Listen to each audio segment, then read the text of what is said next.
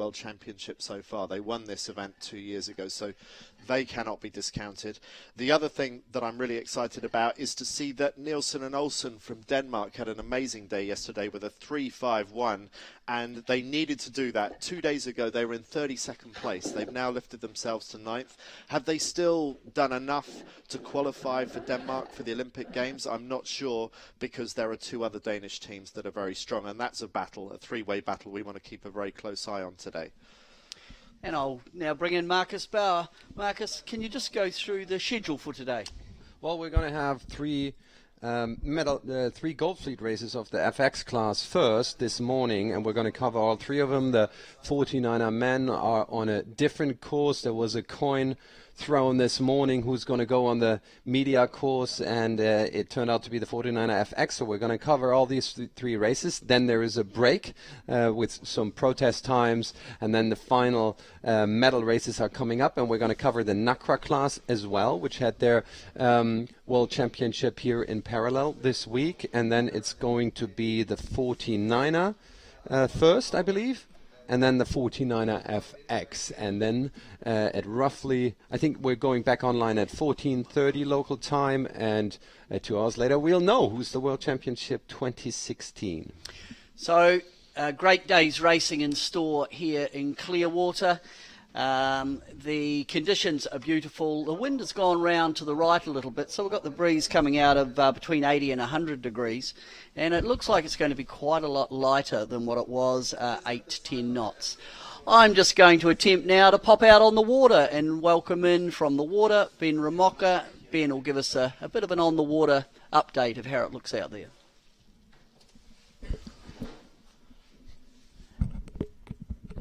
I'm not sure if we're getting Ben from the water. We'll just try.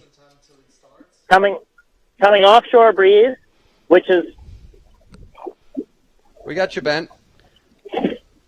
Okay, so the wind is offshore, and it's lovely to see a new direction today. One of the reasons we came to Clearwater was so that the sailors could be tested under all sorts of conditions, and we're going to see that again today in a lighter 8 to 10 knots and offshore breeze. Looking forward to catching this action.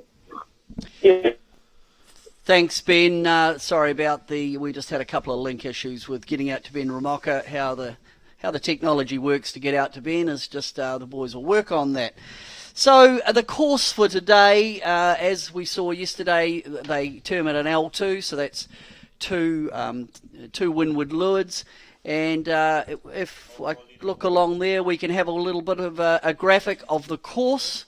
We'll bring that up and have a look at the course for today. As I say, L2. So we start down at the bottom, up round the top mark, port rounding, down to the bottom mark, gate, and then up to the top at mark 3, Bearaway set, down to the finish.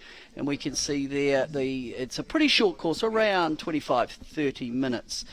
So that's what we're in store. You see the boats are already out on the course lining up.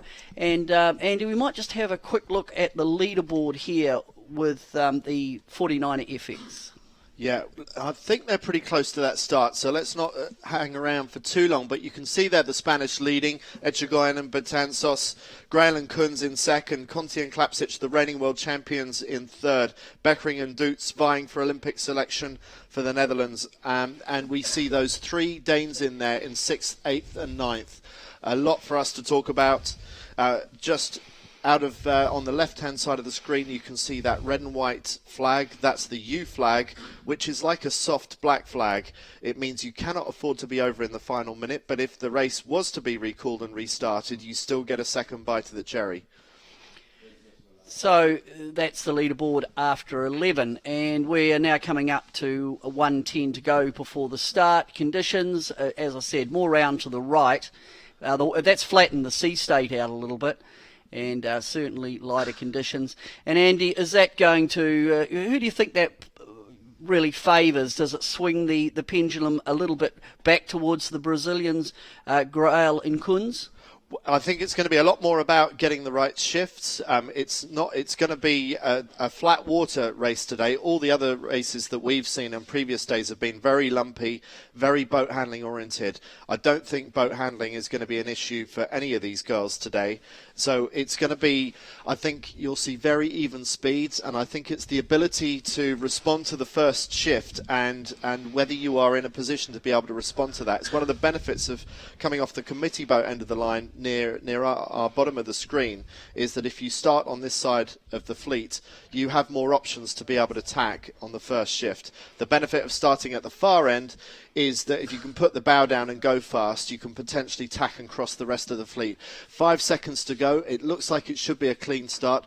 Someone quite poked out about a third of the way down. Looks like it's an Australian or Kiwi boat. It's an Australian boat. Pretty good start.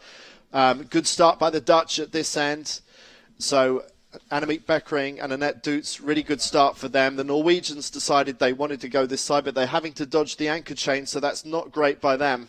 The Finnish, they got the best of the starts out to the right-hand side, followed by Germany 77. The top three in the overall leaderboard started out of the middle of the course, and the Italian being the lowermost boat. Very decent start for them. They've got a good, clean lane coming out of the lower third of the line. Brazilians have to tack away. They basically have to bail out and go behind a lot of boats towards the right-hand side. I'd say the start was won by the Italian boat. They're going high and fast out of the lower third of the line. And what you said about the Brazilians is also true of the Spanish. I don't think the Spanish were able to dictate. I think they were dictated to on the start. We see them, ESP 23, they've just tacked back. So they've already done 2 tacks in this very early stage. And I think the Spanish are fighting for air. So not the best start by them.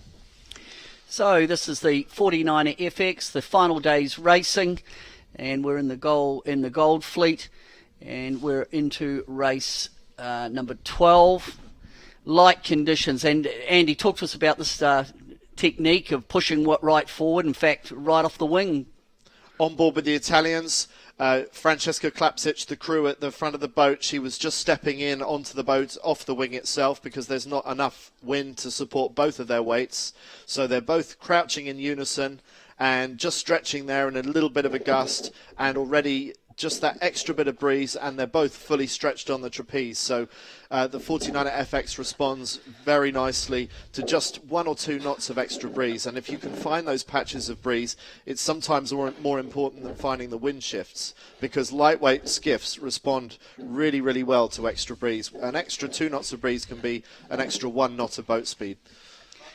Condition change, lighter conditions, flatter water, and we can see even that means a reconfigure on board of where they trapeze. Yesterday they were in the strong winds with big waves, a lot further aft in the boat, as we're on board. These great on board shots with the Italian team. Very smooth. You see they're hardly moving, whereas yesterday there was a lot of moving backwards and forwards to get the boat over the waves. Just a quick look over the shoulder there by Giulia Conti. So Conti and Klapsic at the moment are in third position, and they're in certainly with a shot. They're in with a shot with a podium, but still in with a shot of winning the world title. Andy, quite a big separation, and right here out on the right-hand side, it looks like Maya Stoffers and Ness from Norway. It's showing that they're possibly in good shape. Yes, they were the ones that started on port tack. I think it was the Norwegians that struggled to get past that anchor chain of the committee boat. So a compromised start, but it looks from what we're seeing here like it was worth making that investment early on, giving away a bit of distance, getting out to the right-hand side away from the pack. We have yet to see if this really is as clear-cut a lead on the right-hand side for the Germans and the Norwegians as it's appearing on the animation. But there go the Germans tacking Leonie Meyer and Eleanor Stoffers. I think they're struggling. Marcus might comment on this. I think they're struggling to really qualify for Germany's Olympic spot at Rio 2016. I think that's probably going to go to Yurtzok and Lawrence also in this fleet. They're currently not in contention, that's for sure. I think we've got Ben out on the water with another comment. Ben, what do you see out there? Well, it's quite patchy. For a while, the Italians were looking the best on the fleet in terms of power. But now when they tacked over, it got a little lighter, so maybe not as good, and we see they're a little more powered up on the right. The teams are going to have to get the right pups here, and they're also going to have to be patient because it's not going to affect them the entire leg. Back to you guys. So in the lighter conditions, it's a different ball game. Condition change. We often see different names pop up to the front of the pack. Germans are looking very strong at the moment. Maya. But average speed-wise, they're down. They're definitely down. They're doing 6.5 knots where the boat's on the left-hand side. Echegayen is doing 8 knots. So Marcus is pulling that off the data that we have here in front of us. Everybody can go and check the data themselves at sapsailing.com.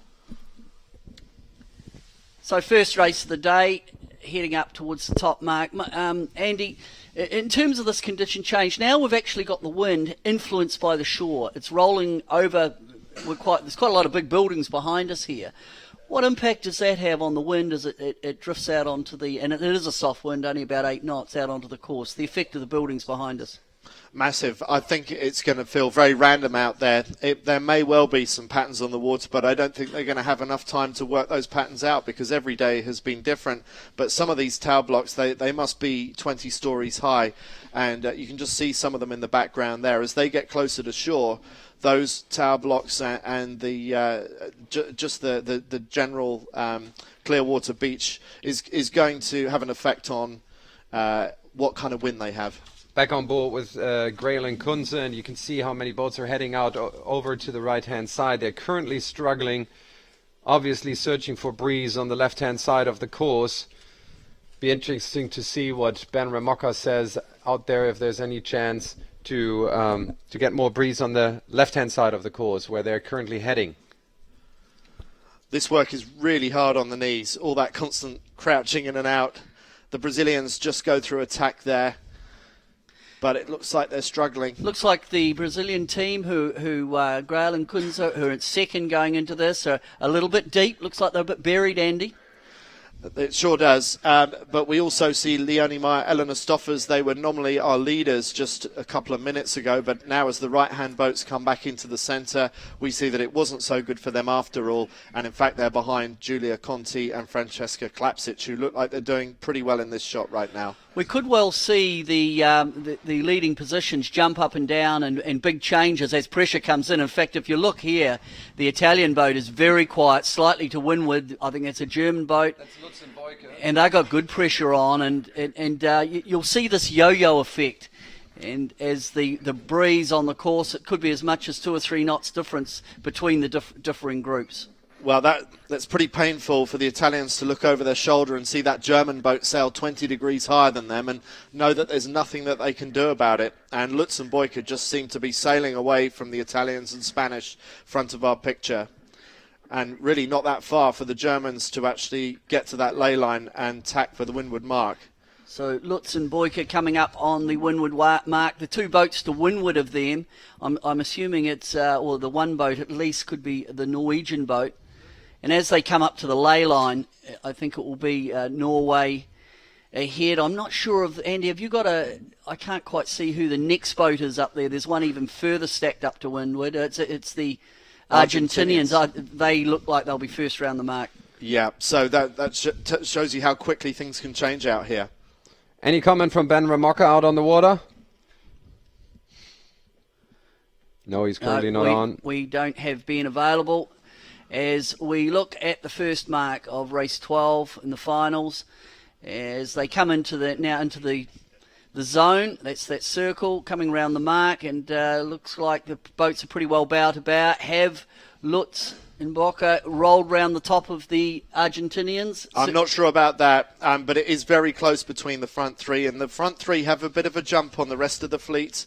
So Norway, Argentina and Germany are looking very good in this race right now. And there you see the green Jenica leading the race, middle of picture, and GBR just about to go round in 5th place. That's Charlotte Dobson, representing Great Britain, just about to hoist the Jenica, and already some big gaps in this fleet. There's a lot of catching up to do. Yeah, the gaps, with the pressure differences over the course, the gaps will, the opportunity to make huge gains if you can get into a vein of pressure. shorter course because of the lighter there. As we look at the top mark, Norway, Italy, Brazil, that's second in the regatta. There goes the New Zealanders are also in there as Denmark just pops in underneath. And by the way, that's good news for the New Zealanders. They're jumping up from 5th to 3rd place if they stay in this position. And we see Conti and Klapšić dropping to 4th currently out of the medal positions. See the jostling at the top mark because the boats do not want to get caught to leeward as we see luffing going on. The New Zealanders are sailing a hot angle trying to roll round over the top of the Brazilians. So that's Grail under attack from Alex Maloney. There's a jibe immediately. It must have been covered up. The trouble is with a jibe like that down speed, Andy, just talk us through that. Well, it looks pretty horrible for them. They're really struggling to get going. Sweden 381. You tend to do that when you're covered, blanketed by the other boats that have hoisted on starboard jibe, and it's sometimes a bit of a desperation move. Sometimes it is a tactical move. The Finns do a nice move. Just on board there with...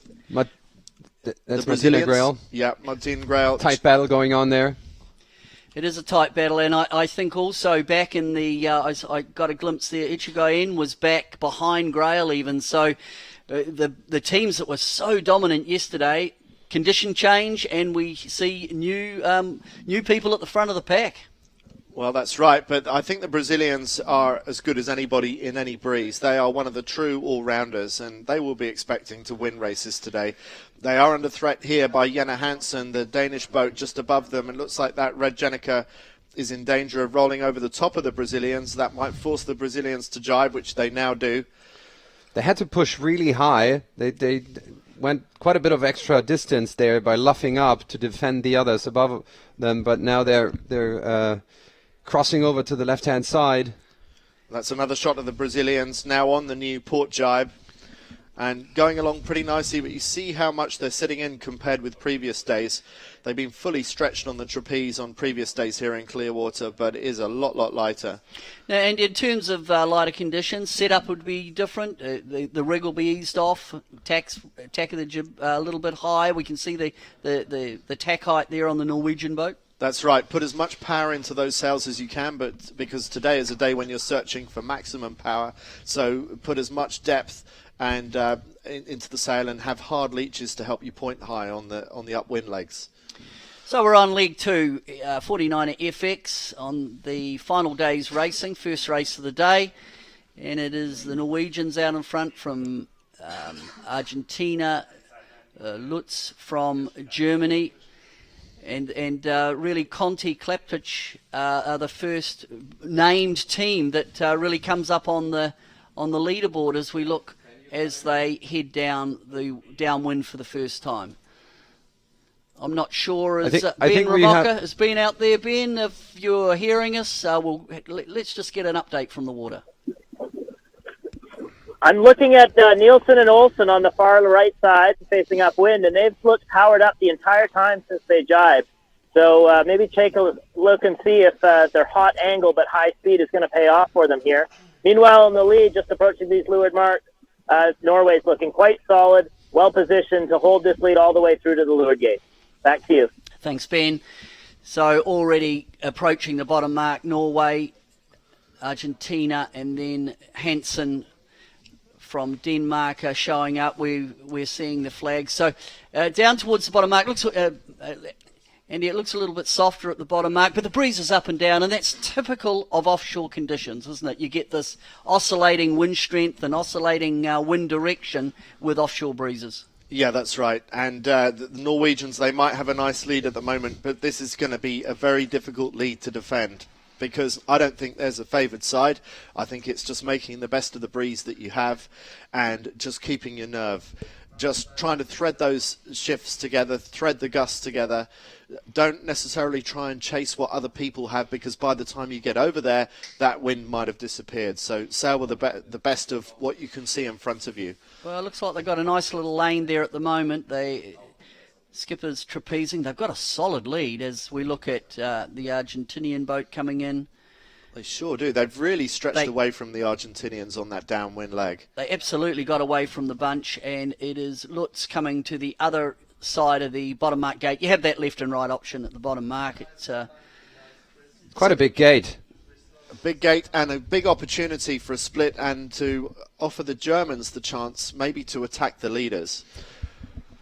And if you want to watch everything on the second screen, you go to 49erworlds2016.sapsailing.com and you can get the complete overview yourself and see who's doing what and how fast everybody is, what distances they cover, how many maneuvers they do, and a lot more. Good race there by Ida Nilsson, Denmark 3. They need to be slotting in good scores if they have a chance of attacking the other Danes.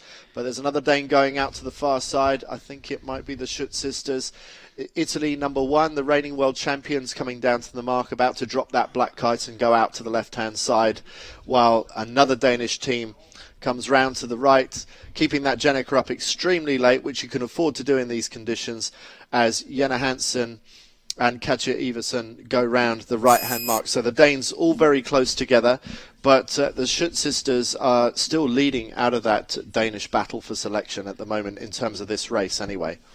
So these, we're just looking at the boats coming into the bottom mark. We're talking 9th and 10th going round the bottom mark gate, with the Kiwis just going in there in 10th position. What I get from the overview map and the sailing analytics is that the boats heading out to the left side are really not on the shorter leg. The boats on the right hand side really sailing much more towards the next mark. So I wonder what draws boats out on the left hand side. Looking out the window, it does look like there's a bit more breeze on the left hand side. The boats on the right have tacked now, but they've made a lot more distance. They covered a lot more distance towards the next mark.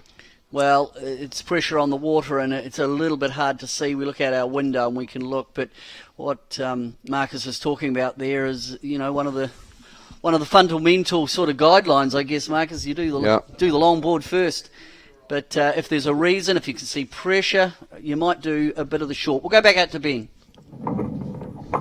Just a sec. Lutz and Boyka on the right side look very well lit up right now. They're in some pressure getting across, whereas the boats who've gone out to the left took what looks to be a low line and light pressure. So there could be an opportunity for a lead change. Thank you from Ben Ramoka. Eyes on the water as we can see coming across. Lutz and Boyka looking bow forward. They've certainly got into a nice little vein there, Andy. If they have taken the lead, just remember how big that lead was for the Norwegians around the bottom gate. So it just tells us how quickly things could change if the Norwegians really have conceded this lead, because they must have been leading the Germans by at least 100 metres, I would think. Well, just now again, the advantage line will jump around a lot. It looks like it's going back to the Norwegians at the moment, and some of that is just if a boat gets in pressure and another boat's not in pressure, the speed differences, Marcus, between you're gonna jump online and have on your analytics and have a look for me. Just have a look at the Norwegians versus the Germans. Speed. Norwegians are currently doing 6 knots. Germans a little bit faster, half a knot faster on the right hand side, and they're now getting lifted. Have a look at angle for us. You can see in the track here they're getting lifted now.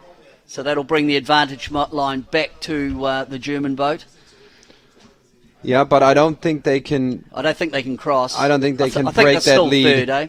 Yep. And they're coming back now. It's shifting back a lot more shifts than yesterday. That's what we expected from this offshore lighter breeze. And the shifts are generated by wind direction, but just talk about pressure.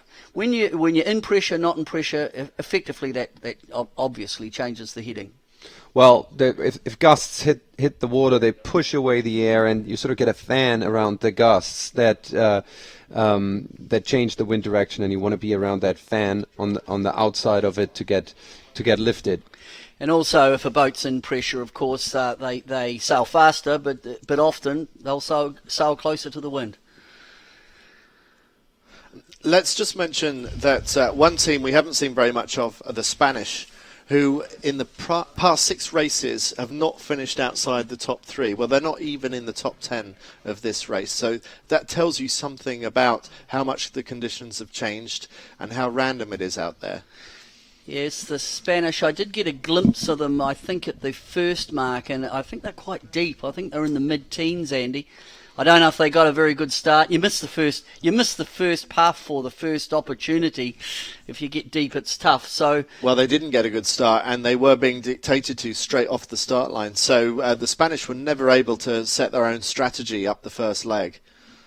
So, Marcus, you're just trying to track down where Ichigayen are? They're you were looking at about 11th? 11th, 12th. So, Discarding that race at the moment. Discarding that race at the moment. But, look, you can make some miraculous recoveries in this sort of condition. You're probably never really right in it, safe, comfortable leading, but you never. The contrary to that is you're never really out of it, Andy. No, that's right. But the Norwegians, they seem to be holding their nerve. And look, they've still got a big gap on the Argentinians at the top of our picture. So the Norwegians were correct in going left as we see them just lifting up there. And it seems like everything is going the right way for Nace and Ronigan, who we don't normally talk about very much because I don't think they were even in the top 20 of this fleet going into this race. I don't know how they're doing overall now, but we don't normally expect to see the Norwegians doing as well as this. Nace and Ronigan certainly, they got a beautiful start, got the first shift, and at the top mark it was close, but they jumped away on that first downwind. They've certainly they committed themselves up the second windward beat, and they've come back and they're out there by 135 metres as they come into the top third of the course. We can see Klapchich and Conti Klapchich in there. They're looking to be certainly in the top 5. And we're on board with Conti and Klapchich here. Lutz Boyk is still in third place. Really up speed now. We can see 9 knots compared to 5 knots on the leaders. A little word on the German trials. Jutzak and Lawrence, they were really down fleet on the first upwind, but they caught up 6 places. And this is they just about closed up the gap in the trials down to 5 points for this regatta. So very important race for them. But Jutzak and Lawrence caught up these 6 places on the last downwind. So good race for them. They didn't start well, but they're up in 9th place now. And often if you look at a fleet, and if it's the people that can move through, isn't it? Everyone gets deep at some point, but it's those crews that can, get that. They go through the fleet. They're not heading towards the front of the fleet, not to the back when you're a bit deep. Ability to climb through the fleet from a bad position is one of the best skills you could possibly hope to have. Oh, look how quiet this is now as they come up towards the top mark. This is our race leader. They are now in very little wind. Look at the speed difference. Almost double speed for Lutz Boyk on the left-hand side. Now, this is where you get nervous, isn't it? You're in the lead, and you're probably out there by over 100 metres, but you're very vulnerable from someone coming around the outside and taking the lead from you. They'll be relieved to be getting onto that tack and closing the gauge on the attacking boats. So now it's up to the Norwegians to see if they can hang on to this lead. But look at that group coming in on the port-hand ley line, Andy. Much quicker. I think they're under the pump here to get past, and they're miles in the lead. But quickly it changes. It looks like every meter to the left counts. Lutz Boyk getting slower now, and the Argentinians, who are slightly further to the left, they still got the pace in the boat. And if you remember, it was the left that the Norwegians came in from on the first beat. So the top of this course seems to be all about the left. And here it is, overtaking. Power of the left. And Beckering Dudes probably squeezing in front of Lutz and Boyk on the left-hand side. And just think back to about 2 minutes ago, just how far ahead the Norwegians were with the Argentinians behind them. I mean, that was a bit of a giveaway. 135 metres it was. Yeah. And then you run out of pressure, lead change. Very painful moments for the Norwegians, but second's not too shabby either. No, it's very good. And then the Lutz and Boyk are next in. As they come in, the distinctive black Jenica is hoisted. Typical of light oscillating wind conditions, wind up and down, direction up and down, and you will see these changes in position, quite dramatic, and how quickly 100 metres can be eroded away. Beautiful shadows on the water from the Florida sunshine, and I'm just loving these drone shots with no disturbance on the water whatsoever, so we can get in so close without the sailors waving a helicopter away and telling it where to go. They don't even know the drone's up there, except occasionally for hearing the sound of the blades. And again, look, the first and second are parked up, and these two boats here, what is it, Norway, Italy, fully double strings. Yeah, double the speed. Catching right up to the back of the Dutch and the Germans, and they must be looking over their shoulder, wondering what they've got to do. There's nothing they can do about it, and so the Danes and the Italians are coming right back into the battle. So what do you do here, Marcus, in terms of you're coming in double the speed, you take the outside route, try and get round the outside? Well, I think I said this before. The principle for the leading boat is panic, because there's nothing else you can do. Asymmetric sailing is very unfair like that, isn't it? That sometimes you look over your shoulder and you see the boats coming down. There really is nothing to defend. We are in for a blind river finish there. There's the leading boat, the blue spinnaker. Second, the green, and then we've got this raft of black spinnakers led by Lutz and Boyka as they head down towards the finish. But there's still fun to be had here, because this group from behind are bringing down pressure. You can see it on the water. The lighter colour is light winds, the darker green, and that's this whole group. The Norwegian boat is into it first. And if you're sitting in the boat with the blue spinnaker now, you're going, oh, no, what can I do? What can I do? There's not a lot you can do to defend. They clearly don't want to jibe out, so they're holding on to this ley line as long as they can, going out to this side of the course. And remember, that it's this side of the course that paid off nicely for Argentina on the way up towards the top mark. So I've said it on previous days, it seems to be about the left. It doesn't seem to matter what wind direction we're dealing with here. The left seems to be the way to go. Argentina does jibe. Now, where will the others be? Will they have tried to jibe on their air? Will they follow them down there? But they're still quiet. They still don't have a lot of wind as we go on board with Klapčić and Conti and Klapčić. And they're on a roll. They're going really fast. They're hot. They're still on starboard. They're that boat which is the furthest to the left of the course. They're jibing now.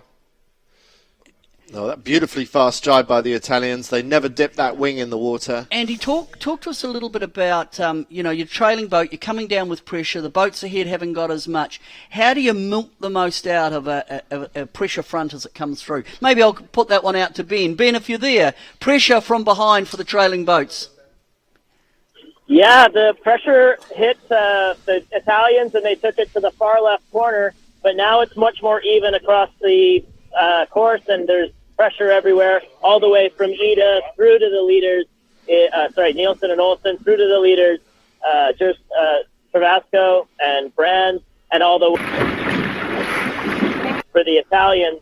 As I see Nielsen and Olsen jibe, they must have left the pressure band. So they're all trying to run this band of pressure that is strongest with the Germans, Norwegians, and Argentinians right now. It's going to be all on to the finish. I think if you're the leading boat, you're sort of going, oh, they're coming from behind, they've got pressure. And coming back, just in terms of milking the pressure to roll up onto a leading boat, I do still think the Argentinians in the lead, but nervous moments. Yeah, really very, very difficult to defend. Coming down with that kind of pressure, you just feel lucky. You know that you haven't been clever. You just feel lucky. And the best way of riding your luck, I think, sometimes is to sail deep, to try and get down the inside of the line of the other boat so that when they jibe, you have the opportunity to jibe on top of their air. Coming down towards the finish, and it will be Argentina.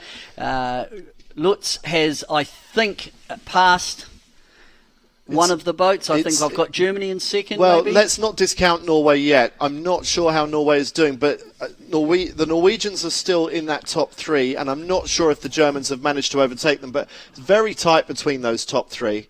As they come down towards the finish, it is... we're looking out our window as well, so it looks like it's Argentina safe-ish as they come over the line now.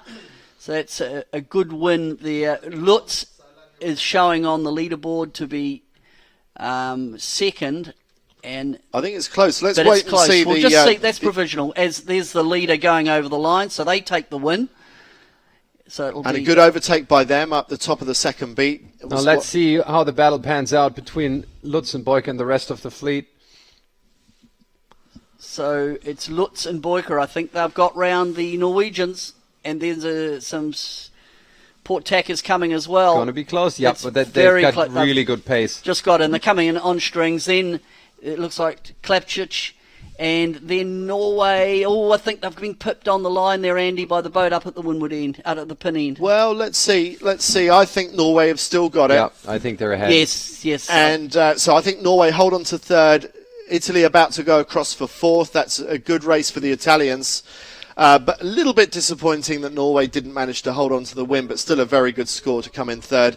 And Ida Marie Nielsen coming across, that's very close with the Dutch on the far side. But I think the Danish boat near picture, I think just about pipped the Dutch there. So a good finish there for Ida Nielsen, the top Danish boat in that very tight battle for Danish selection. And meanwhile, there's some other leading lights. Where is Brazil? Where is Spain? There is another Danish boat. That's Jenna Hansen. I think Jenna Hansen's still in the box seat for Danish selection. But look at the gaps. And we have Ben out on the water. Ben, what's up? Well, I just wanted to mention the Brazilians, Martin Grill and Kaina Kun. They took the right side on the second beat after already not being in the best position and tried to come back across. And at the same time that we saw the leading Norwegians fall out of wind, they also suffered, and they decided to go farther right. And if you look at them now, they've really paid for it. They're almost at the back of the fleet, and that'll be hurting their scores so far. That sure is going to hurt. And it sounds more and more from what we hear and what we see that the right isn't really working out that well. It seems like left is a safer way to go. Well, you were talking about that a few minutes ago, and certainly it sounds like... some of the leaders have really paid big time if Grail went over to that other side, and that'll be expensive. And it really just, again, mixes up the points. It's not a done deal, is it? No, not at all. Here come the Spanish leading this regatta at the moment, wearing the yellow jerseys, salvaging a 10th place. That's not a disaster for the Spanish. I think that's a pretty good comeback. That's the first time we've seen them in the coverage, other than a glimpse at the top mark. They were quite deep. I think that's a very good comeback by the Spanish team. They could have done what the Brazilians did and just fall further back, but the Spanish didn't panic. They played a safe game. It sounds like the Brazilians have been gambling out on the corners of the course. And that's right, high risk. But you get it wrong, you pay plenty. As there go the Kiwis through, so they must be about in 12th place. Then it's Finland. And another big gap before we get to the next boats. Really, really big gaps. Then the Americans, who have now qualified for the Olympic Games just a couple of days ago. And first of all, the Australians. And the Australians not had a good race. That's 41. That's Lloyd and Elks. They haven't had the best race. They were going into this in 13th, so they might have dropped down the field a little. It's showing 16th for them overall at the moment. There's another Australian. No, that could be the Kiwis maybe. There's Grail coming through now, so she's deep. That's not a good race for the Brazilians. Barely in the top 20, I would think. Somewhere in the late teens. So we've got first overall results, very preliminary of course, but let's have a look at the scoreboard. No change on top of the scoreboard. Echigayan maintains the lead despite the discard she just sailed, likewise with Grail and Kunze, but a new face on the podium. In third place is the Schütz sisters, which climb from 6th place up to 3rd. Beckering and Dutz, they've been 4th before, they stay in 4th, tied on points with Conti and Klapschich, which dropped from 3rd place down to 5th. Also 1 place dropped by Maloney and Meach. Jutzok and Lawrence stay where they are in 7th place. Dobson and Ainsworth, did they have a place change? Yeah, they climbed from 10th to 8th. Salskov Iversen have dropped 1 place. And in 10th place, we can't currently see Lutz and Boyko, who have climbed up from 12th place into the top 10. I think the get out of jail card there was done by the Spanish. They were deep, and they managed to recover to a 10th, which in the context of the points and their main opposition, a great result, along with the Germans, because they jumped up. Schütz That's right.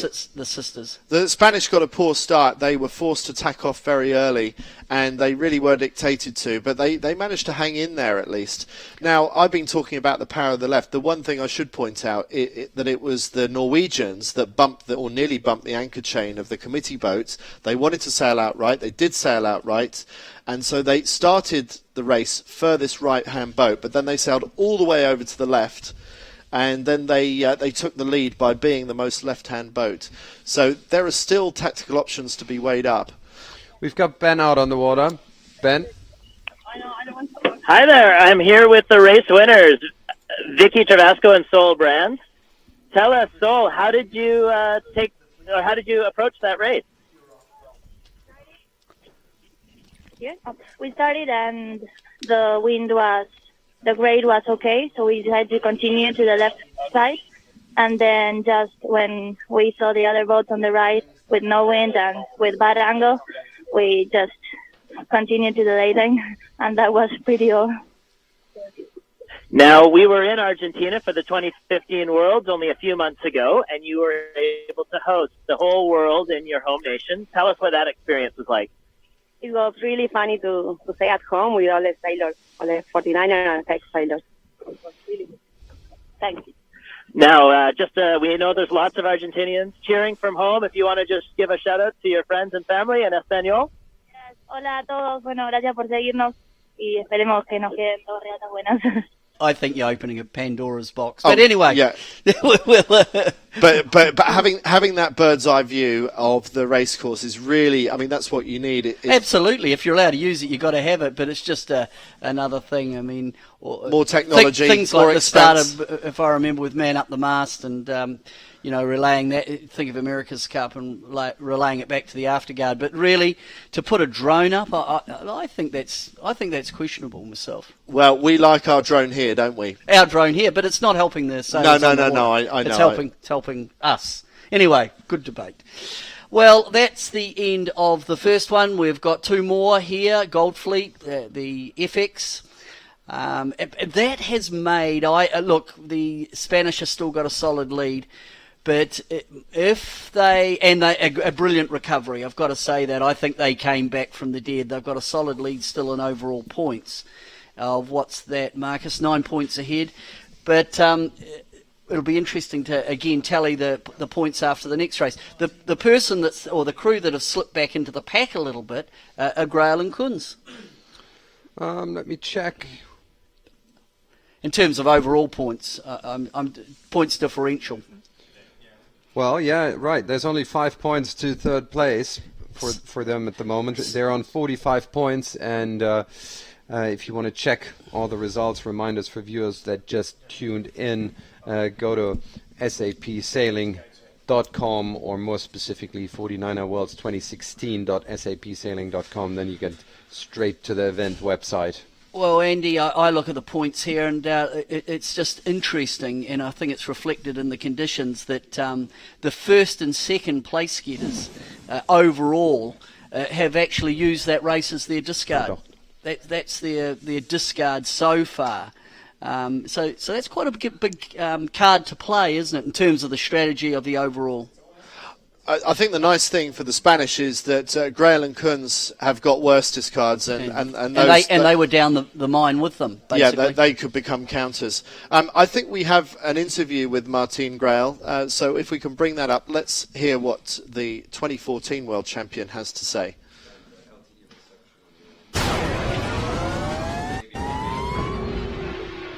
Martine Grail and Cayena Kunze are one of the hot prospects for gold at Rio 2016, and they are competing here at Clearwater, Florida. Welcome, girls. Thank you.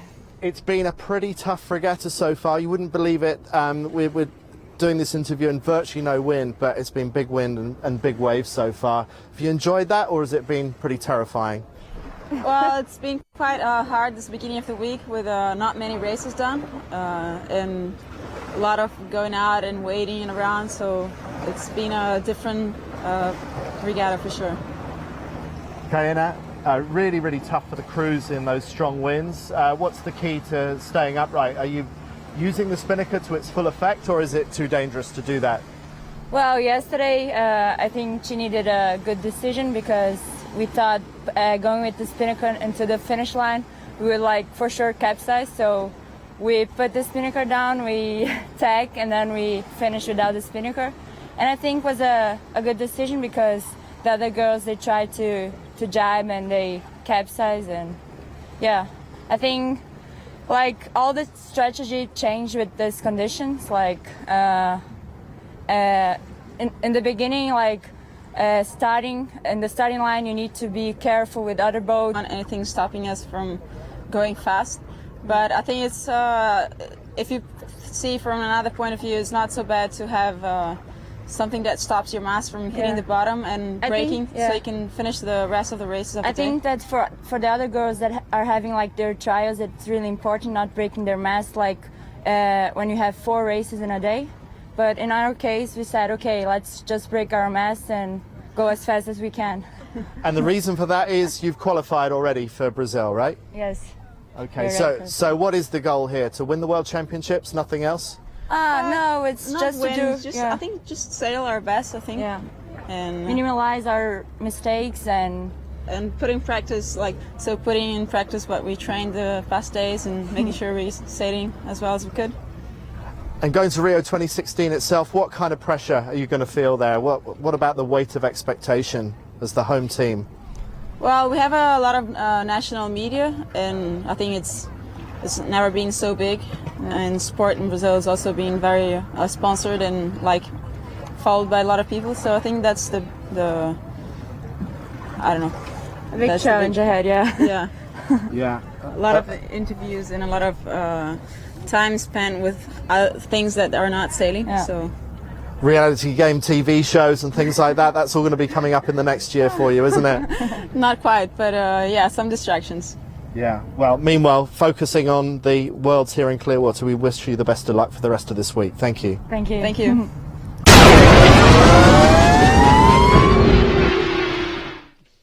Their enthusiasm is infectious, isn't it? It sure is, and that go hard or go home kind of mentality. No beach ball at the top of their mast on a windy day. Andy, we're probably coming up to start, but just quickly, if we can, they mentioned about managing distractions, and that applies to really everyone in sport, doesn't it? And it's interesting that their awareness of managing distractions. Obviously, I've talked about it. It's an important point, and it's the key to racing well as well. When you make a mistake, the good old way, I'm sure it's the Kiwi way, is for the skipper to beat the crew around and tell them what they've just done wrong. But actually, you've got to compartmentalise that and put it in a box to discuss after the racing. You've always got to be racing in the moment, always looking forwards. Anyway, back out onto the water. Here we go. We're coming up to 105. This is the second race of the day. The conditions, I just take an eyeball out the window. I think it looks still the same. It's light, it's fluffy. 8 knots maybe, up to 10 or 11 if you're lucky. It's going to be moving around. There's big pressure cells over the course. Remember, the dark spots are pressure. The wind, the sea state flatter. Tide coming in, so the tide will be going effectively from right to left. Andy, how do you read this one? I know you like the left-hand side of the track. I like the left, but remember that the race leader, the one that went round the windward mark, were the Norwegians, who were actually the first boat out to the right-hand side after having to miss the anchor chain of the committee boat. So there are options to get off the start line to the right-hand side. But yeah, I think the safer bet based on what we've seen is just to get into that left-hand corner as soon as you can. We're jumping on board the Italian boat here, which are battling for the pin end. The furthest boat to the left, they really want the left side on the far end of this picture right now. The rest of the top competitors are spread out over and off they go. So good start by the Norwegians, just about 4 boats down. And the Kiwis also good off this end of the line. Someone's having to do a spin. It looks like one of the Australians. General recall. I think the pin end were all over with 5 seconds to go. And it only takes, doesn't it, one to make a move. Someone pulls the trigger and then you're really obliged to go with them. As you were calling that one in, Andy, I thought at 5 seconds to go, there's certainly going to be an individual recall, but if the race officer, David Campbell-James, cannot identify they will recall. We'll just pop out. Ben, how did you read that start? Yeah, right at the 30 seconds to go, there was a big left shift, so everyone started fighting for the pin. Actually, Vicky Jersoff beat out the Italians to win the pin spot, but then it swung back hard to the right with a bit of extra pressure, and all the boats started moving forward, and that's what caused them all to be over early. Thank you. Well, we'll have a bit of a delay now. Time to have a bit of a chat. And I was talking to John Craig last night with you, Andy, when we were having a drink, and one of the things that we were discussing was he was talking about, amongst other things, but just in terms of with the way the sport has become so professional. He's the race director here, race right? director, and of course he is the race officer for the America's Cup in San Francisco. He did a great job. But he was talking about with these sailors now at such a young age being pros, and you're in the media game, you're the best dinghy journalist in the world in my book, but in terms of media training, what as a journalist, what are you looking for when you're talking to elite sailors? Storyline, the way they compose themselves, how they handle you as a journo. What are you looking for? I like to ask them challenging questions, and I like it when they challenge me back. And you got challenged back by Burling last night. That was interesting. I did. That was fun. I mean, Pete doesn't normally say very much. He likes to keep things. To me, you're one of the more loquacious Kiwis. You still don't know what I mean by loquacious because you're a Kiwi. It's a long word, but it is. I don't know what it means. No. But it means you've got something to say. But I think Kiwis sometimes quite laconic, which is another word which means they don't say very much. And thank you so much. Did you know he studied in Oxford? I'll just pull a knife. I'll just pull a knife out of my back, But no, I mean Pete doesn't have much to say. But I threw a question at him, which he didn't take kindly to, because we saw him overstand a ley line yesterday, and we saw him drop from 4th to 2nd. This was a mistake we didn't expect to see the world champions make. Well, I'll veer off the question that you're asking me at the moment just to tell this story, because it's quite an interesting one. The reason why they were in the trouble that they were is because the outer casing on their kite halyard stripped. The kite dropped to the water.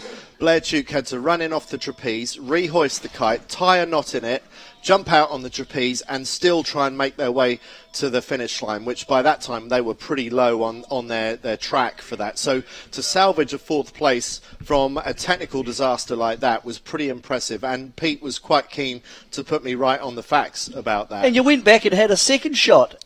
And then he came back at you quite sternly when you had another go. Yeah, he did. He wasn't having it, but that's what I like. I mean, it's nice to have a bit of to and fro. What I love about speaking to nearly all sailors in our sport is how open and engaging they are. I can think of a few exceptions in the Volvo Ocean Race and the America's Cup who think they're a little bit too good to talk to the media and that they're a bit above it all. But what I like about it is that as the new generation of sailors come through, they know how the circle of life goes. They know the only way they can be professional, i.e. earn a living from it, is if someone's going to pay for it. And if that's a corporation, a big company sponsoring them, that company wants media return. It wants the sailors to engage and have a conversation, get engaged in social media, show up for TV interviews. Almost without exception, when I hold a microphone up to any of the sailors here, they're prepared to have a chat. Anyway, that's from Andy as a journo. We'll just go out. Update from Ben. Yeah, just speaking of social media, just wanted to remind everyone who tuned into the racing today that's interested in what's going on the 49ers that they can go to a Facebook chat that we've created. So there's a post on the 49er World Gold Fleet right now, and we're adding comments as we can to let you know what's going on with that fleet. As we stand here on the course, there's a right shift, so it's very busy at the boat end of the start line, and the girls are lining up, but the breeze is up as well. So it could be anything, and should be a good race. Thanks, Ben. So breeze is up, which is good, and a bit of a right-hand rotation. Black flag this time, so if cannot be over as the fleet is stacking. In fact, it is a big ride. You can see some of the boats are even trying to come across on port a little bit to get a bit of windward gauge.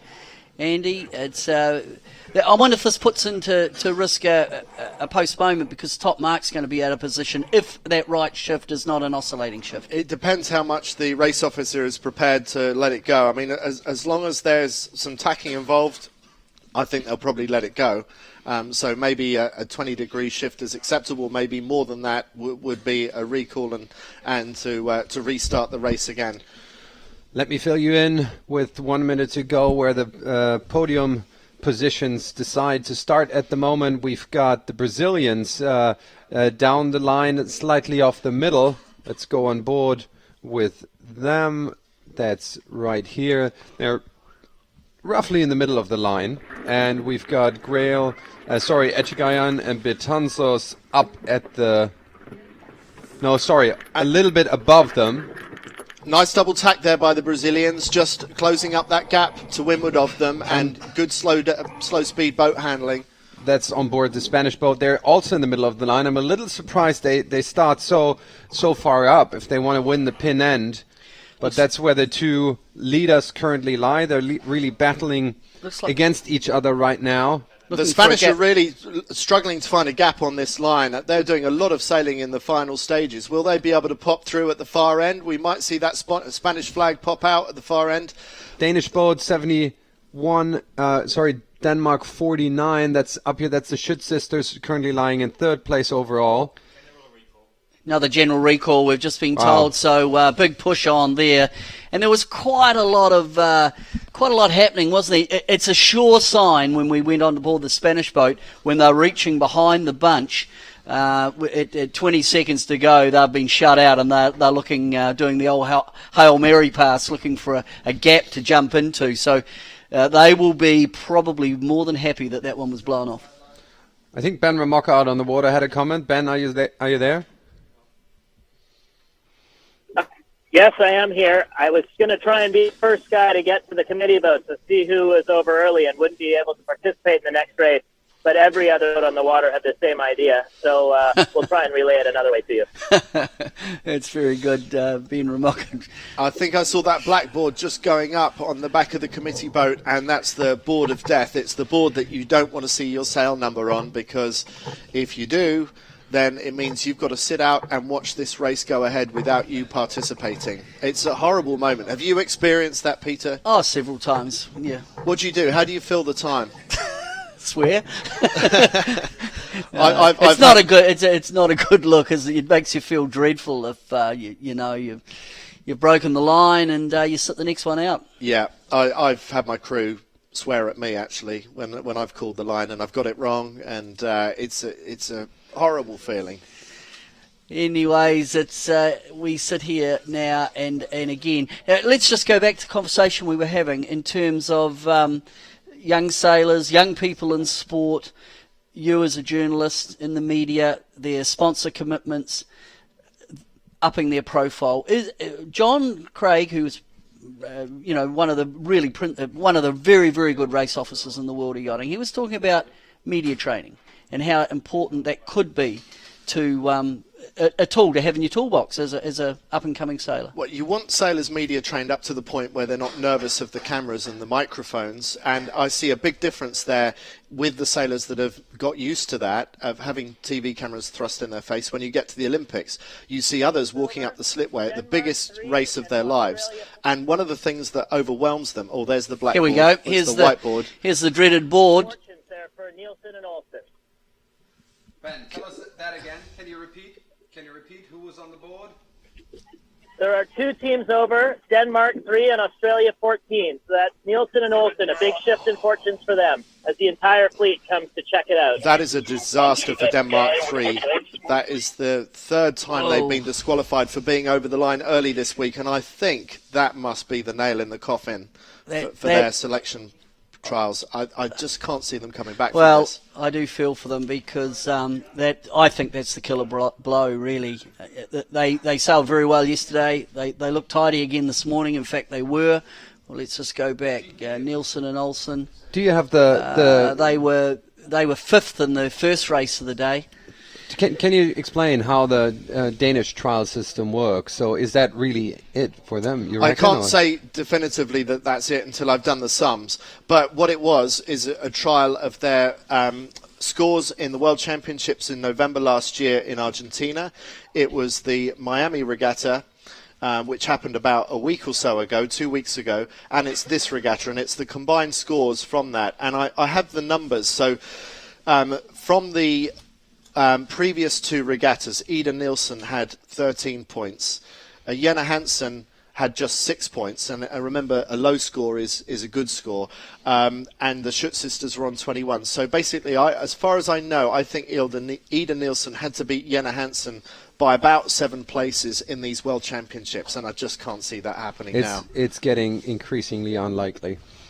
And to think that she was leading the past 2 World Championships, she sort of threw away the worlds a little bit in Argentina, but she managed to salvage a 3rd place. She got a bronze 3 months ago at the Flag, I can take that, and boats are over the line, and then a general recall, and 2 boats have been pinged. I would think there are a lot of other boats out there that are very lucky. That's a good point. Under a black flag, to only have 2 boats on the board. You could feel hard done by, couldn't you? Yeah, I think I'd feel hard done by. I don't think there's any redress. I think it's cut and dry. But I think there's a normal. What would I expect? Black flag. Okay, the race officer couldn't identify the boats that were over. He picked 2.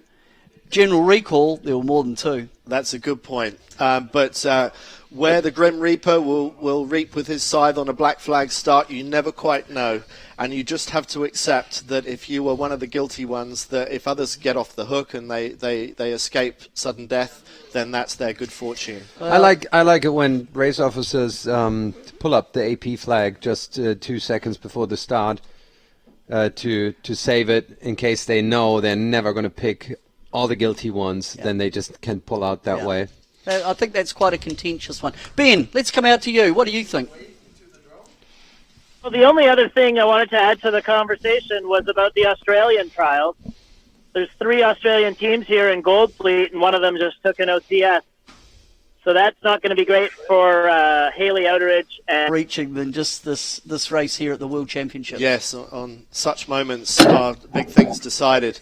So sounds like bad news for Haley Outteridge and Nina Curtis.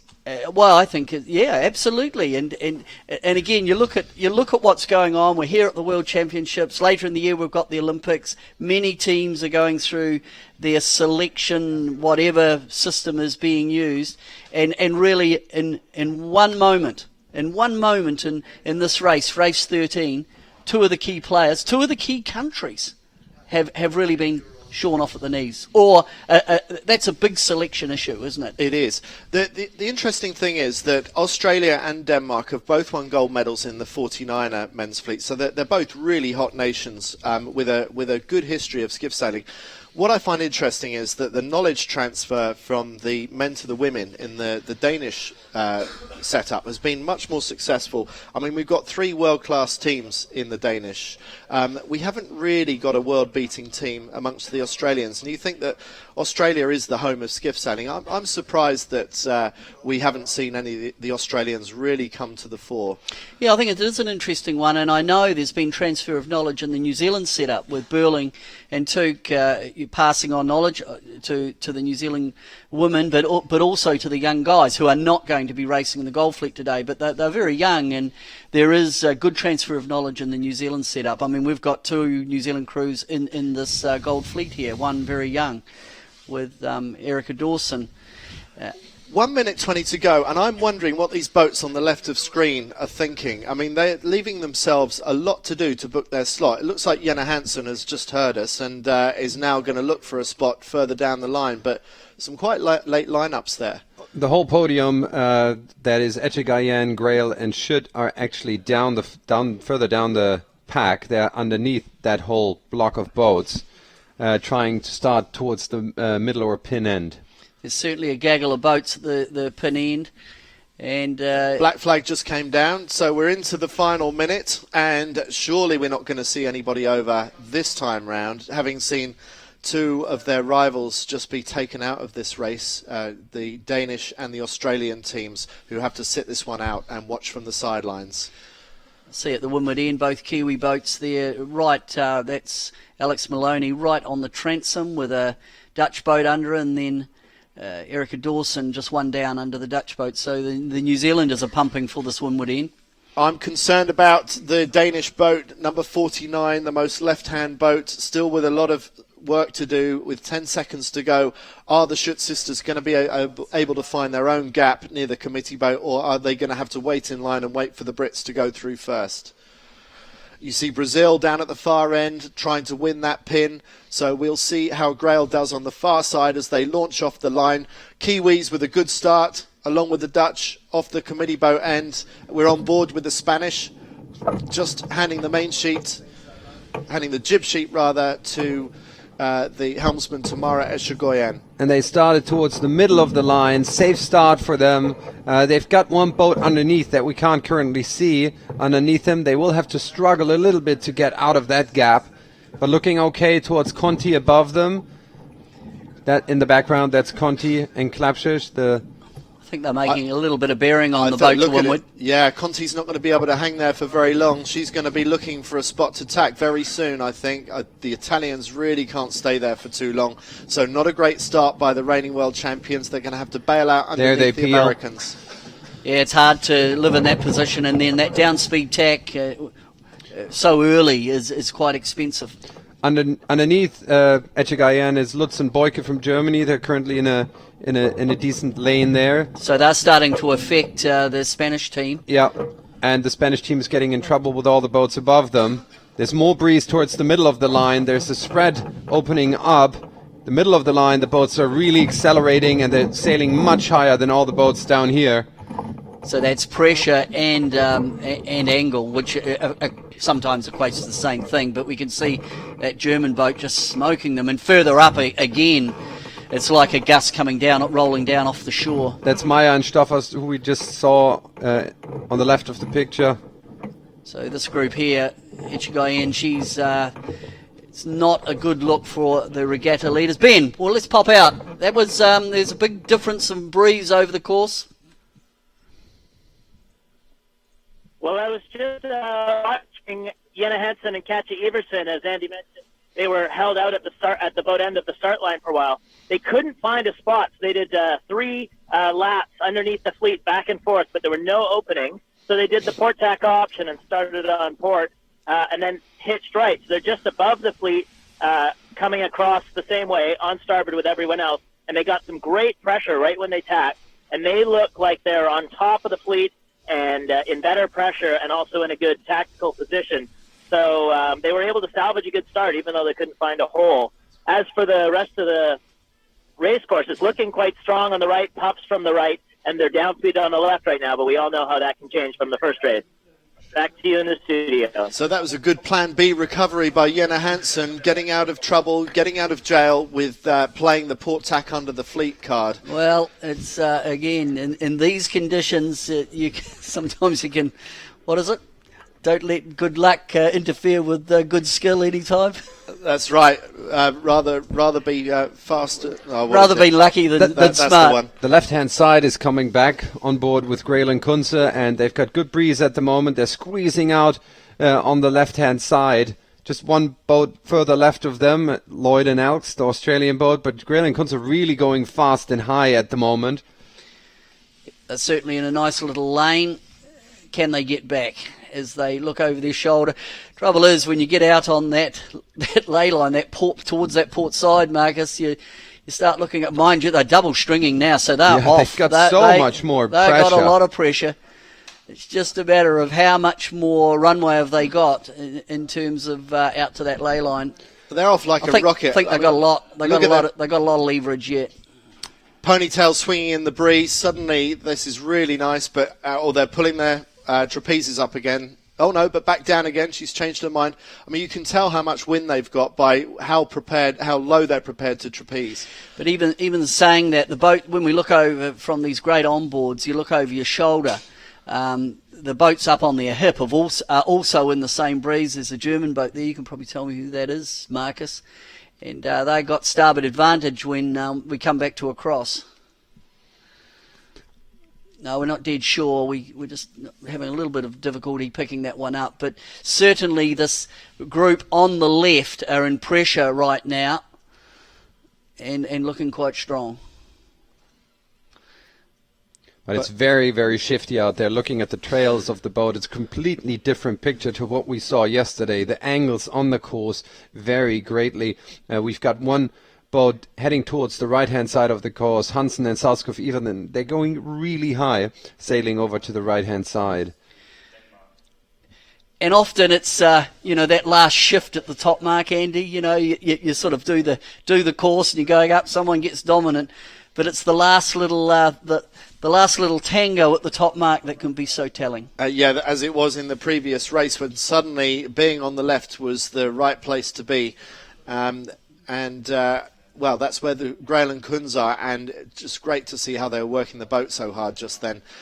So Hansen, who had that lucky start, looking good in the middle of the pack. I would worry if for the Grail and Kunz are over on that far side. Effectively now, if the wind dies or heads, you really are committed to that port-hand side, and you've got no options. You've got to just basically take your medicine all the way back. Whereas this boat here, Hansen, they've got options with still a lot left on port-hand starboard. That's right. Middle of the course. So much space around them. It's unbelievable. And remember, they lucky starters. Well, maybe. 2 Danish boats at the moment, showing first and second. It's a very interesting race course today, isn't it? Here we go. Here's the tacking here on Hansen, Iverson. How does their angle look? Ben, you've probably got a good angle on that out on the water. They're big split, but Hansen coming out of the middle of the course looks strong. Yeah, Hansen and Everson tacked on that first, or the shift on the left, and while Grail kept going to the left corner, and she was looking fantastic for a while, double stringing at a very good angle.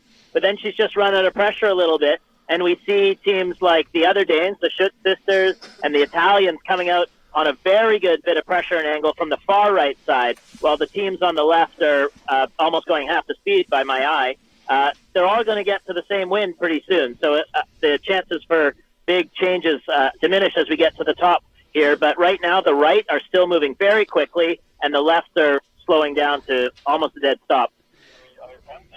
So there's very little wind for the bunch here over on the right. That's that left-hand group. Ben Ramoka's telling us from on the water that have got pressure. But when we look at the animation, it does look like Hansen is pretty well positioned left to right to actually...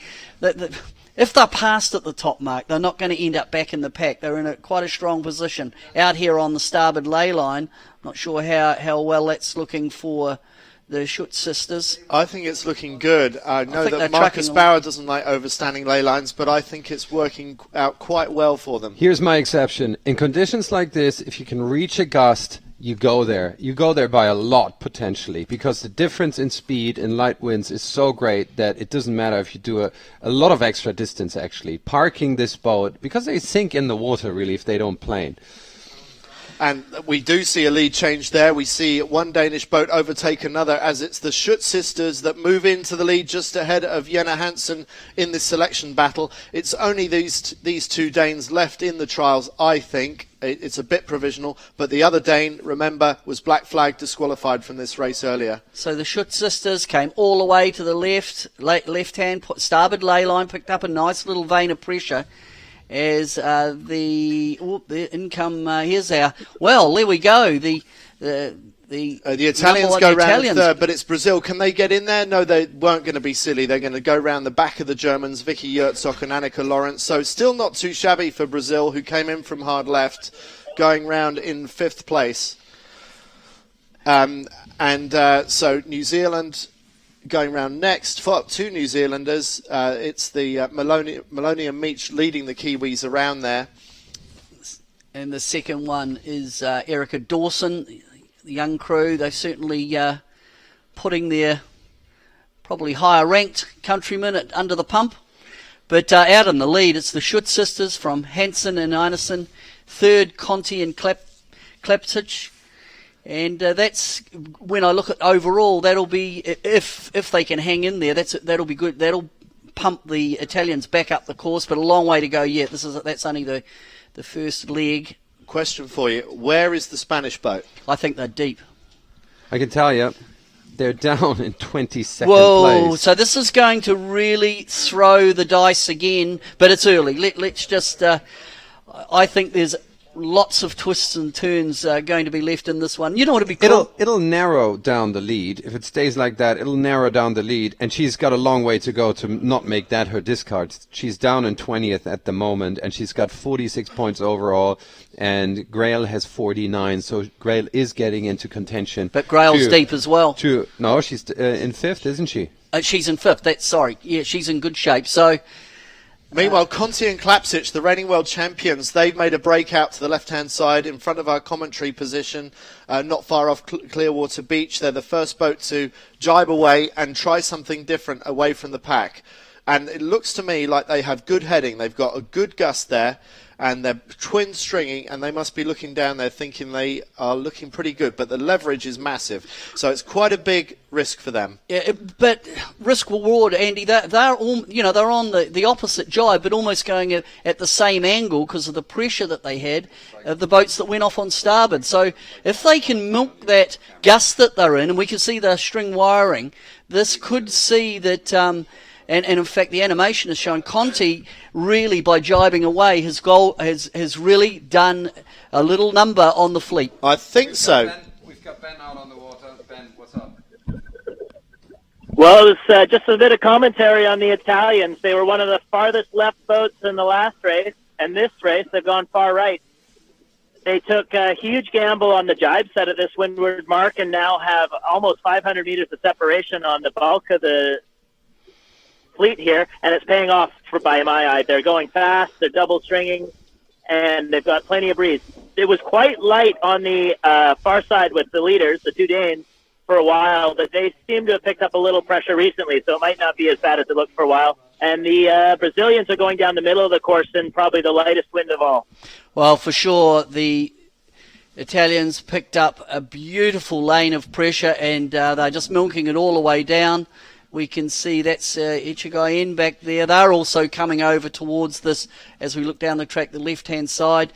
Well, it was a big move, but a good move, Andy. Well, a great move for the Italians and potentially a great move for the Spanish. I think lucky Spanish, really. They're at the back of the fleet. They do the obvious manoeuvre when you're at the back, which is do a jibe set and hope for the best. Well, they were back in 20th just 2 minutes ago. They picked up that same Italian breeze, and they're up into the top 10. So this could be a very important recovery for the Spanish if this breeze manages to hold on this side of the course. Well, I think it's starting to get really flaky too, and it's starting to warm up now, so the thermal effect is starting to pump in, and we're seeing the gaps between the wind strength is anything down to 2 or 3 knots, and the top end's 10, and the effect that has is huge.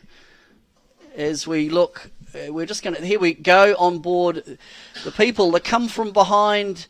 Pierre from Italy, they have done a number on the field down on this downwind leg. But it is softening. As you can see, there's no twin stringing coming from the Italians anymore. They're having to crawl into the boat, and now it's nervous moments to see if they've done enough to get across the front of the fleet, because the separation was enormous. Just talk to us a little bit, Andy, about angle change. Obviously in the light, you've got to sail a lot hotter angles to keep on the two trapezes. That's right. You want to find a gust. You don't care about angle so much as wind strength, because these boats are so efficient downwind. If you can get a 2-knot gust, you can increase your speed by 4 knots. I can report that Echegayan actually climbed 14 places in this downwind. Massive gain. Conti climbed 2.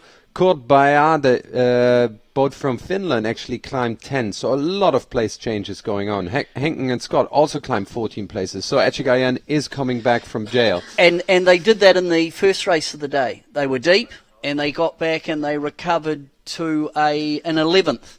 And they were deep again, and they're right in the they're back up in the top 10. So that's impressive comebacks. Well, the Italians, they do a lot of manoeuvring there. They go round that mark and then they do an immediate tack, which leaves you wondering, why didn't they just sail around the other mark and do one less manoeuvre? Well, maybe those marks are quite biased. Maybe that was the obvious one to go round. I was concerned the Italians were going to go out to the left because at the moment, this race has been all about the right. The leaders came out of the right on the first leg. The Italians then showed the rest of the fleet that going down that side of the course on the run was the correct way to go. So it's all about the right in this race so far, which is why I think the Italians have done that extra manoeuvre to get back over to that side. Well, the forecast for the day is certainly for the breeze to go a little bit more. Here's our overall leaders. That is Echegayen and Benitez. They were deep, very deep early on, but they came down this left-hand side, and they've done very well again, Andy, to climb back up. They're going into the bottom mark gate now with pressure. Yeah, an amazing comeback for them. I have to say, I think it's a little bit more luck than skill, but fair play, you do it whichever way you can get it. Jenna Hansen, they were leading earlier, and they've done very well to stay in second with those massive place changes down that run. So good, solid sailing by Denmark 71.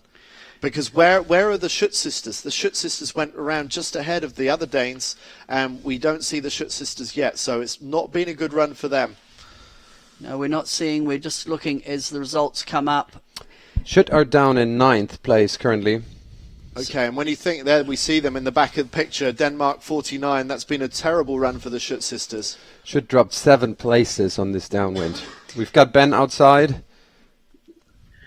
It was bad for the Schutt sisters, but I can report it was worse for the Brazilians. A moment ago, we were talking about how they might be in contention for the lead because the Spanish were doing so poorly and they were doing so well. Now the Spanish are just about to round these leeward marks, and the Brazilians, who waffled down the middle of this light air run, must have lost more than any other boat. So they did the conservative move, the textbook move of playing your cards down the middle of the course, and it just hasn't worked out for the Brazilians at all. Which is often the case in this stuff, isn't it? What you read in the book doesn't necessarily. It's about trying to identify wind on the water, pressure. It's all about pressure, isn't it? It is. That's all that matters. And if you can walk the tightrope from little pressure gust to pressure gust, you are going to do very well.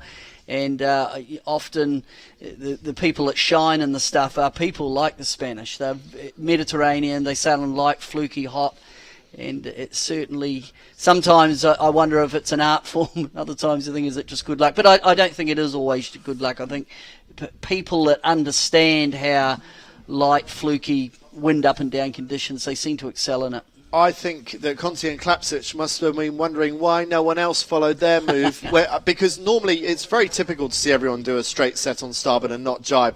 But the leaders are just gained from that side with the big gust going up to the windward mark. So I think the leaders were a bit slow onto the fact that they should have done the same as the Italians did. And thanks to that move, Conti climbing up into second position up on the podium. Schutt sisters stay where they are currently in third place, and Grail and Kunze dropped down to fifth. That's how quickly fortunes can change. Jozek and Lawrence up in sixth overall, that is. So things are moving round as we remember we're in finals, Gulf Fleet Race 12. We've only got one more race in the fleet racing to go, then the middle race later in the day.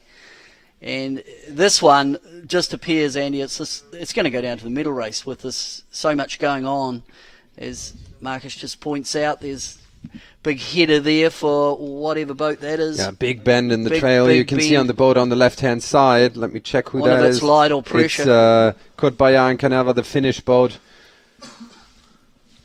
And here we are with, is that Conti? It is Conti, That yes. is Conti. And we see the Finns just behind in that shot. And pretty good breeze there for the Italians, about as good as we've seen. Yeah, they got good pressure. And we're on board with them. On both trapezes. And it was that downwind move that really has paid dividends. They're on the third leg up to the top mark and then down the bottom again. I mean, from that angle, we'll go out to Ben. Ben, what are you seeing? It's gotten violently shifty out here as teams are encountering shifts they can't see and almost teabagging their crews, having to do violent angle changes to keep the pressure as even as they can. We've seen Grail, we've seen Dobson all dump their crews in the water as they're having to adjust to these frequent and pronounced shifts. So the Italians now have got good breeze, fully hiked, low trapezing, the breeze on.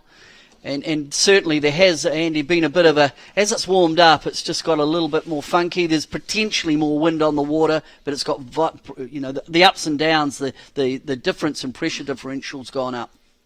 And we haven't seen the Italians dumped in the water yet. They seem to be sailing very steadily, but it's interesting to hear that some of the other teams are struggling with that the shifts are so unpredictable. It looks pretty stable from here. It is on, but they're on a roll. I mean, they're pulling away from the fleet. They've got good breeze right now. I think they, getting richer, they got into the new vein of pressure, and I think maybe on the downwind they were getting the fingers of this new breeze. It looks like it's gone a little bit more right to me, and it's filled in a little bit.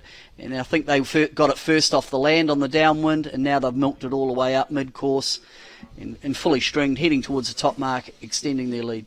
They are making it look easy at the moment, but I don't think anything is secure out here. They've actually overlaid the top with that shift. Yeah, but as we mentioned before, that's the right thing to do if you get into an extra bit of pressure in these conditions. So I would expect that if they can just carry this through to the top mark with this wind change and pressure rolling down the shore, you'll expect to see a jibe set again and maybe just come back down the line. Although, is there much traffic there, Andy, that they'll face if they do that? No, I don't think so. Things are so spread out now. I think the Italians can choose to do whatever they want, and I wouldn't be surprised to see them do an early jibe or even a jibe set and sail exactly back down the track they've just come, because the Italians have profited so much from the right this side. But up by the beach, I think they'd be foolish or very brave to try sailing out to sea. So let's see if I'm right. Let's see what they decide to do. And they do go for the jibe, and it's the sensible option. Yeah, jibe set, that's paid dividends the first time. The pressure seems to be on now on the short side of the course. They immediately jibe set, come round, immediately back onto twin trapezes as they head back down now on the last leg, down to the finish. This will be the last leg of the second race of the day, race 12. That's the second place boat. They've just gone past there. So that's how far ahead they are of Denmark 71. Jenna Hansen and Katja Iversen. But the Danes, I don't think they'll mind. Second place in this race, leading their compatriots, the Schutt sisters, who have dropped down the rankings in this race. And lovely breeze up on this side of the track, just easing the jib there, overstood on the ley line, bear away. And will they go for the jibe? I'm pretty sure they will. I think it's turned into a soldier's course. This level, it's pretty obvious that the breeze now is filling out from the land, hence why we've seen the whole rotation of the breeze round to the right, and that was the forecast actually for the wind to do this. But it's interesting that the first race it paid to go left, this race it very much pays to go right. I think it's temperature dependent in many ways, and until the temperature came in, it really didn't want to come round to the right, but when it did, it came with quite a crunch. And it was Conti and Klapchich that took advantage. Hansen and Iversen have like that one. Yorksock from the German team. Again, they're pretty steady, aren't they? We mentioned their name a lot. Good to see Molly, Alex Maloney, Molly Meach back up there. They didn't have a great day yesterday, but they're in the single figures again. Well, if we could have a look at the Windward Mark again, it would be good to see all those boats that you're talking about go around the mark, because it's quite busy up at the top end of the course right now. The Italians very, very far ahead of the rest of the competition, and they are sailing down towards the finish line.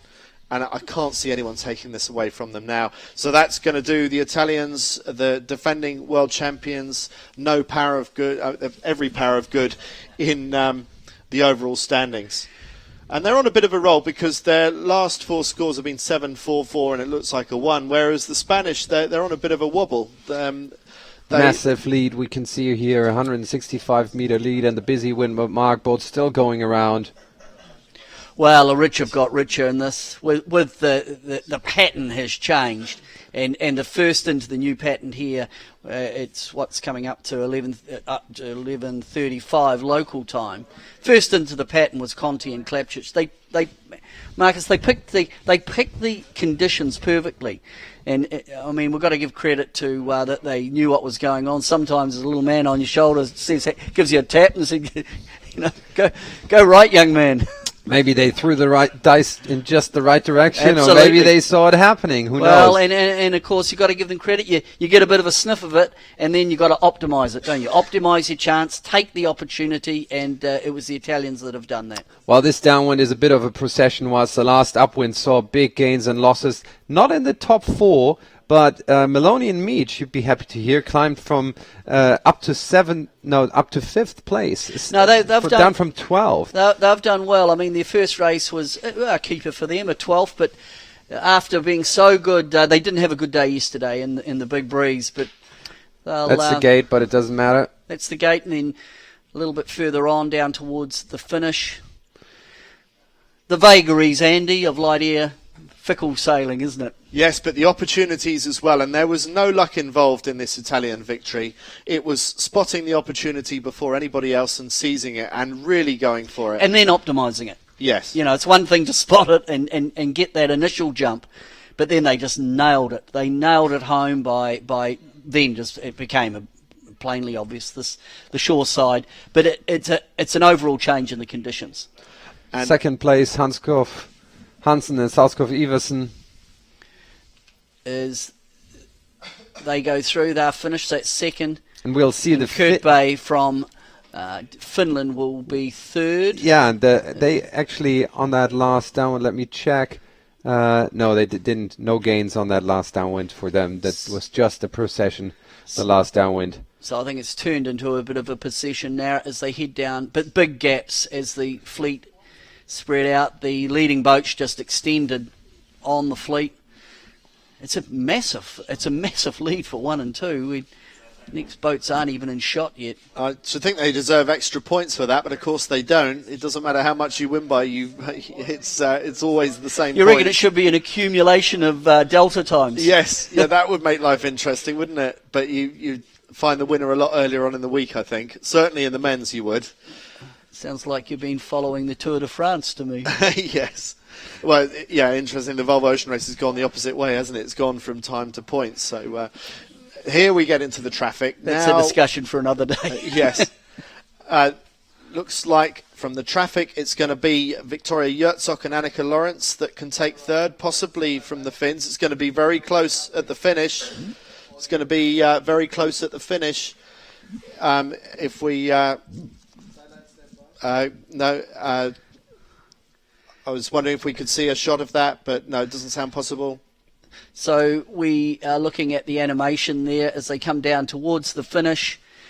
And when Yorksock and Lawrence look like they're going to just sneak in around this committee boat end. Yes, they take that one for third. And then, so they've gained one on the last downwind there, Yorksock and Lawrence. So they managed to roll themselves around the finish team, and through come the Kiwis next in 5th. 6th is Dobson and Ainsworth, so that makes up the top 6. So there's... 7 will be Schut. There's the Schut sisters from Denmark. So they've come back, because we haven't talked about them a lot today. Have we? The Schut sisters, have they made some good gains? They gained 1 place on that last downwind. Okay. Maybe it was on the upwind, because... Did they jump? It's got Marcus busily looking through his data. Meanwhile, we're looking at Jenna Hansen and Katja Iversen talking to their coach. Just doing a debrief on that. Very good race by them. Well, I'll look forward to seeing the points after this, because we've only got one more Goldfleet race to go, and then the medal race. I'd be keen to hear from Ben what he thinks about the conditions out there.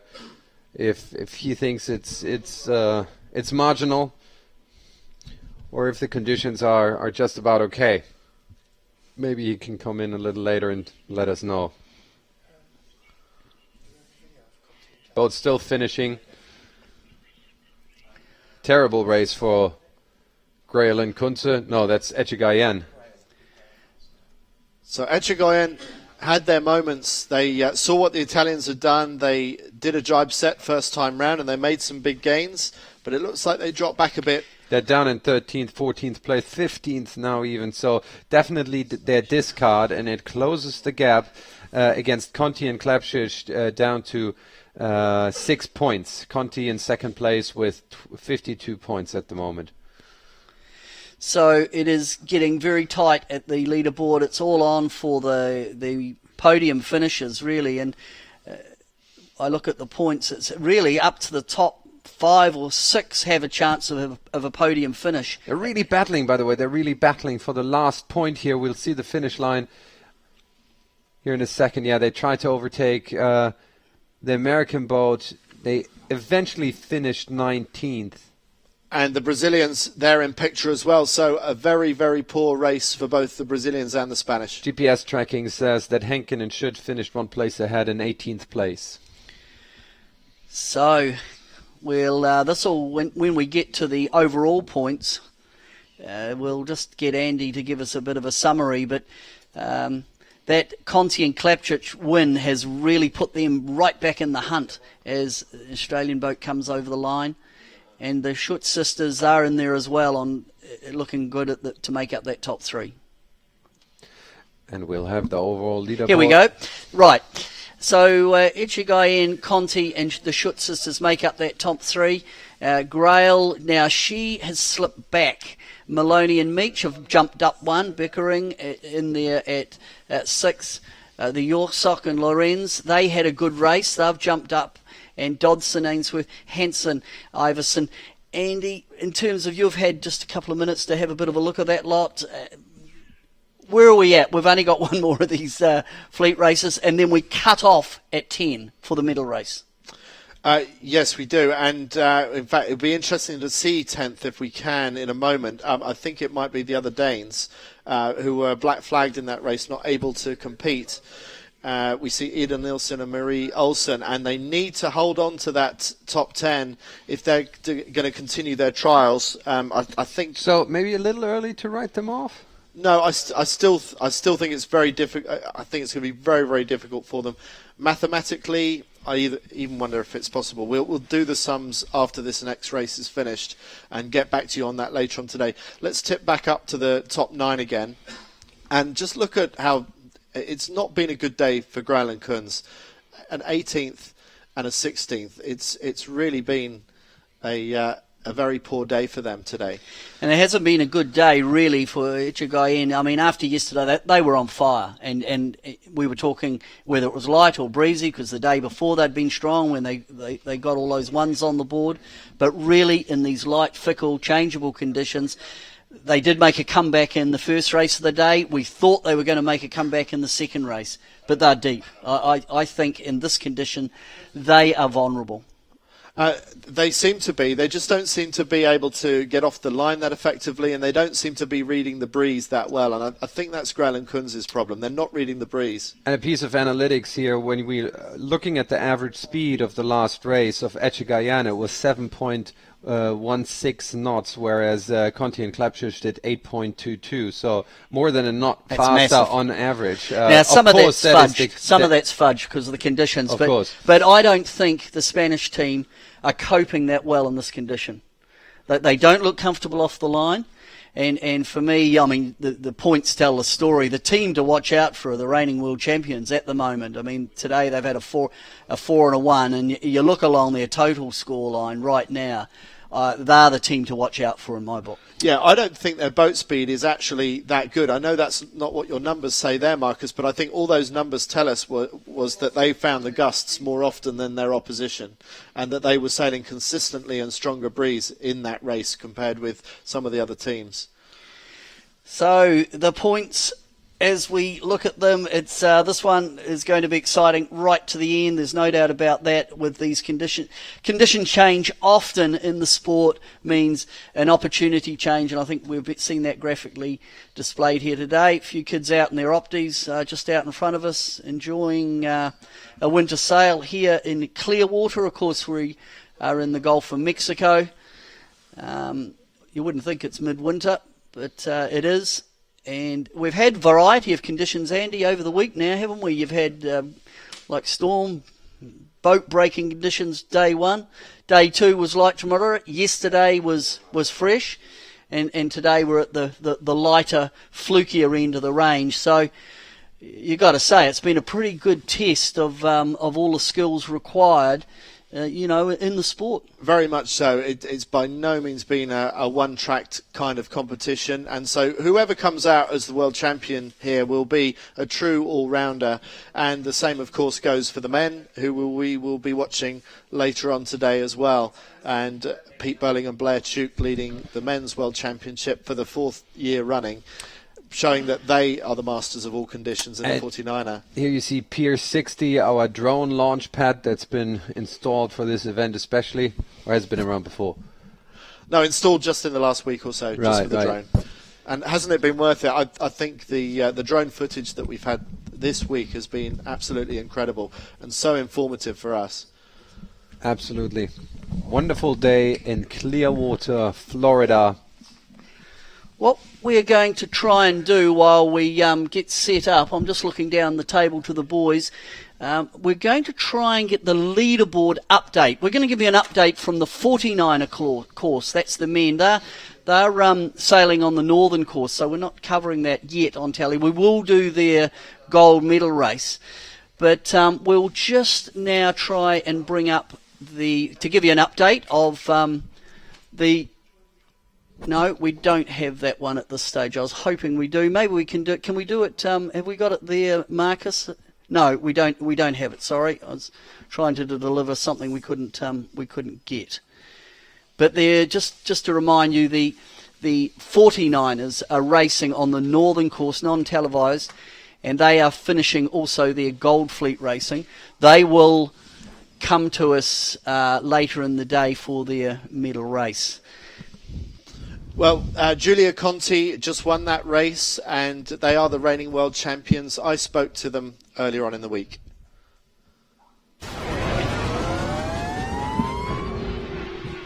Giulia Conti and Francesca Klapsic from Italy, they are the reigning world and European champions, and they are here in Clearwater to defend their world title, which they won only 3 months ago in Argentina.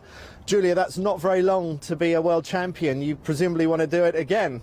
Yeah, it's not long, but enough to be written on the history of Italy. So, no, we were happy. We celebrated the night we won the championship, but it was enough. But 1 week after winning the Worlds, we were already in the water training hard, because it's really tough to keep up with the class that it's growing and growing.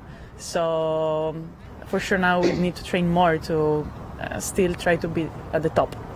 Francesca, it's a big year, 2016. What's your goal for here, and what is your goal for the year?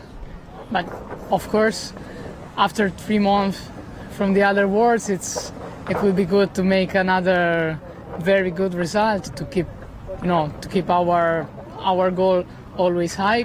And of course, this year it will be super important for the Olympic Games. So our goal is always thinking about the Olympic Games and try to do the best and try to arrive in Rio really at our top level. Gold medal on the cards, do you think, Giulia? We will see. I mean, a good result is a result of very good training. So far we've been thinking this way. We train hard. We know what we did, and we are confident with our shape in this moment, so we will see. But for sure the big goal will be in August, and we are training everything for to be at the top level there. We wish you the best of luck for your big year in 2016. Thank you.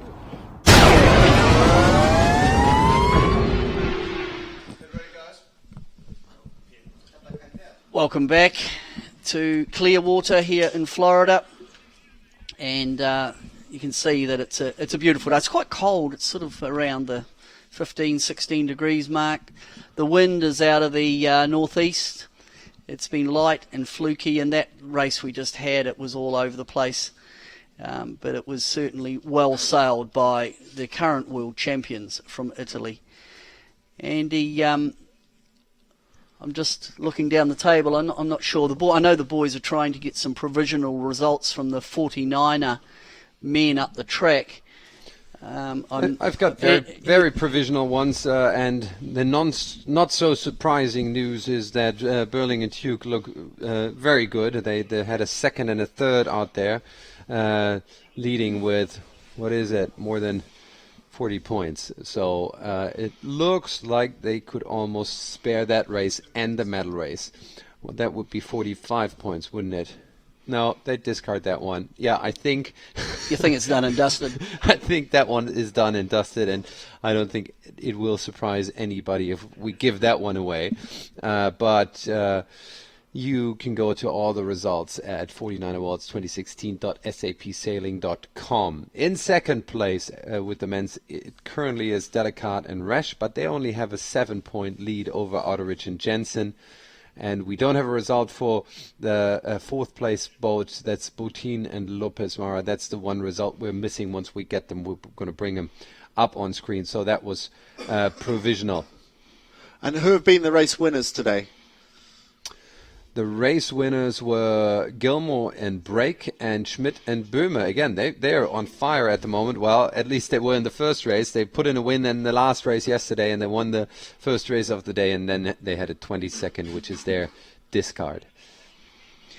What's intriguing looking again at those results, and I've got to remind you, they are provisional, although is other than that 20 that Peter Burling and Blair Tuke had on yesterday afternoon, it appears, I mean, you got your hand slapped for asking the questions, Andy, because they stripped a halyard in the previous race. They had to, we understand, repair or mouse out and run another halyard, and that left them a bit short on tuning, the 20th. But they've got the range of, I think they're the only crew out here that have got range of conditions covered. They seem to be strong on the medium, strong on the light, and strong on a breeze. They're always ticking along on that top five. I think there are other teams that have all conditions covered, just not to the level of Pete Burling and Blair Tuke. I mean, they are just the best in nearly every condition. But I think any of the serious contenders for a gold medal this summer at Rio 2016 will make sure that they have all their bases covered. I think Nathan Outridge and Ian Jensen, they don't mind what breeze is thrown at them. They're good in all of it. The thing we should say about Outridge is that he is suffering in quite a lot of pain. He hyperextended his shoulder or something like that, and it's having a knock-on effect on his ribs, displaced some upper ribs. Sounds like he's in an awful lot of pain, and we're probably not seeing the best of the Australians this week, partly because of that.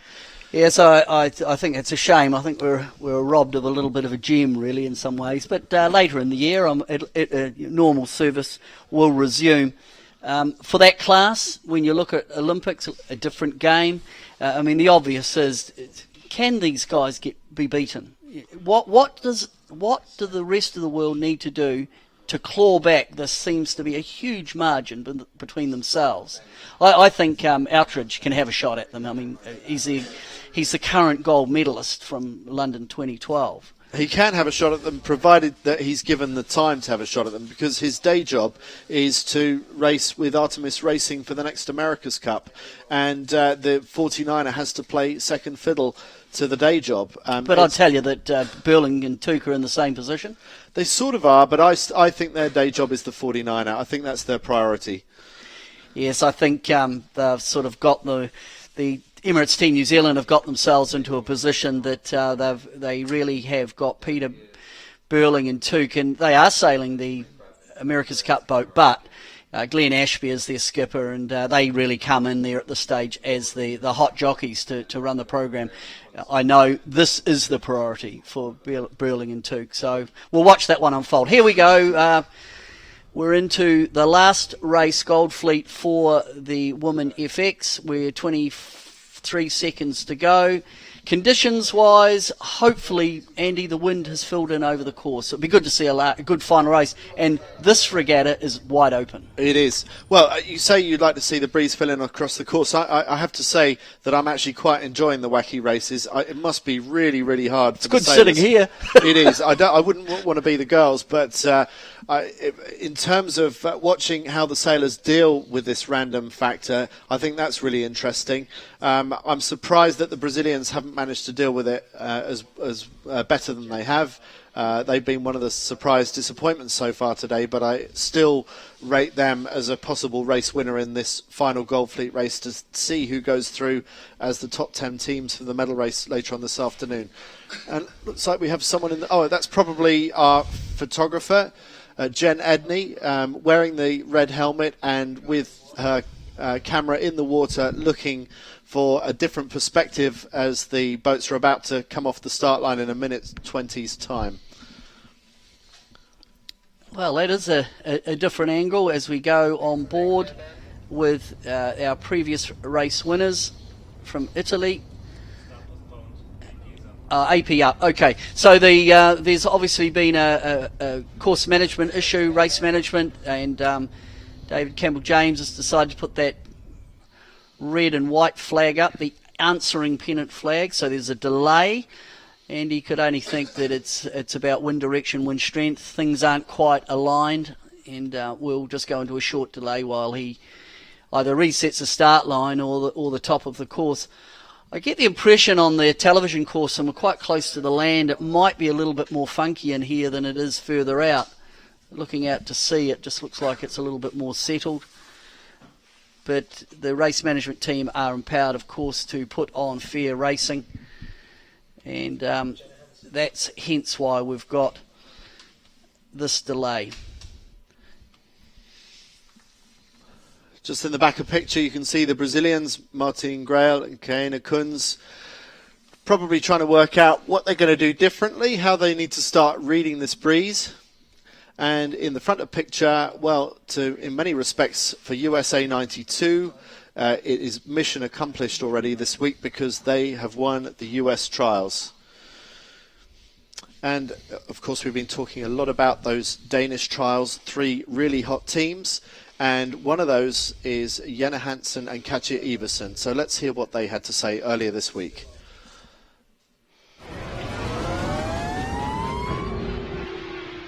Jenna Hansen and Katja Iversen are one of many talented Danish teams. The trials are still going to find out which of those Danish teams is going to represent their nation at Rio 2016. And one of the strong possibilities is right here. So welcome, girls. You were 4th at the last World Championships. What do you need to do at these World Championships? What we need to do, we need to keep sailing fast as we've been doing since the last World Championship, and hopefully win this one. Katja, this is really physical sailing that we've seen so far here in the first couple of days. Just tell us what it's like to crew the 49er FX in those kind of conditions. It's difficult. I think I could count the times that I've sailed in these conditions on my one hand. It's hard, and my heart rate was really high yesterday after a capsize and some risky jibes, but it's still a lot of fun, and it's nice that you can actually trim this boat to be able to sail fast in every conditions. And do you feel tired today, or are you fit enough that you're recovering day to day at the moment? I'm recovered. I feel strong again today. So. And what about flotation at the top of the rig? So are you one of the teams that have decided to do that, carry a beach ball at the top? Well, we wanted to. We thought about it, but then we thought the condition that wouldn't be that bad. But when we came out there, maybe it would have been a good idea. But we decided not to. And Ida Nilsson, one of your friends but also rivals, they broke their rig yesterday. They didn't have any flotation. Does that sort of make you think that given another day like that, maybe you will be wearing the beach ball at the top of the rig? Yes, for sure. The other Danes, Maiken and Julie, the sisters, had a flotation and actually won the race, so it didn't seem to slow anybody down. Right, okay. And what is the situation as far as the trials are concerned? What stage of the trials is this World Championship? Well, this is the last trial. We had 2 so far, the Worlds and then Miami and then this Worlds. Yeah, so far we are still leading, but it's tight and we have to fight for every point. And so the fairy tale dream is that you do win the trials and you get to go to Rio 2016. How much have you thought ahead to actually competing in the games itself? Thought ahead. I think that's the plan all along. So of course we thought ahead and planned everything until the Olympics.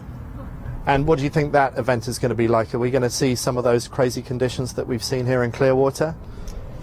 No, I don't think so. Crazy conditions, like we have to be able to sail in everything. You can't get big waves in Rio if you go outside the bay for sure. So we are prepared for everything. And in terms of actually going out there and winning a medal, Denmark's got a pretty strong record in men's skiff sailing. This is the first opportunity to win a medal in women's skiff sailing. What is the goal? Do you think you have it in you to win the gold medal? Yes, that's for sure our goal. All the Danes are really strong in all kind of conditions, and we believe that all we did until now has made our chances to get a medal really, really good. Well, it's still tight in your trials, as you just said, but we wish you the best of luck for the rest of the week. Thank you. Thank you.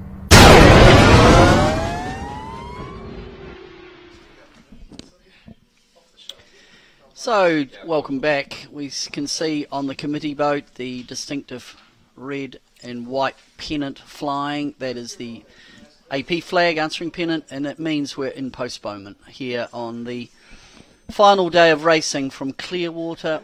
It's the World Championships for the 49er and 49er FX class. After this final race, we will go into medal races. And for the first time this week, we'll have the NACRA 17, which is the mixed crew. There's a woman and a guy, multi-hull, new discipline, first time into the Olympics. And we'll watch that racing. That'll make up part of the medal race coverage. And I received the confirmation that Blair and Tuke cannot be beaten anymore. Actually, Nathan Outeridge, brother Bo Outeridge, he did the math and he gave me the news. It looks like they can't be beaten anymore. So congratulations to them. And we'll look out in the medal race who's going to win silver and bronze. I think that battle will be still up and surely interesting. I'll just give you a little bit of, just been doing a little bit of homework. Obviously, I'm a New Zealander, Kiwi. And their record, Andy, is amazing. And they have now won 23 49er wins in succession. And no other 49er sailor has ever been unbeaten for 12 months, let alone 3 years. It's an amazing record by these guys. It is absolutely incredible, and there's no sign of it slowing down. It's been another really dominant week. No one has got close to topping them on the leaderboard. We had one brief moment during one race in Argentina when I think the Alonso brothers briefly moved ahead when they were on the right side of a shift, and the points that we saw on the SAP analytics said that for a brief moment the Alonsos had moved into the lead in the World Championships, but by the end of that race Burling and Chuk were still in the lead. There's never even been a sniff of anybody else being able to challenge Burling and Chuk this week. And if you compare it to other sports, it's especially impressive, I believe, because sailing is one of those sports where a chain of successes like that is quite unlikely, because sailing is not so predictable, which I believe makes it really interesting. But in this case, these guys are really beating the odds. And I think that is an amazing thing, and you need to respect that. And there's always tendencies within ISAF to drive towards systems where in the last race it's still really exciting, but that counteracts that sort of mastery. If someone is so dominant, he deserves the respect of all the rest, and you can't make it more interesting by changing the system. It just doesn't make sense. And it's still interesting because we see that the rest of the fleet is close together and they're having a really close battle for the silver medal. I'm sure they'll keep racing. We'll still see them in the medal race. They may well just ease away not to influence other results, but that's four 49er World Championships in a trot. Yes, it is. Yeah, and I think that brings Burling and Chuk level pegging with Nathan Outeridge.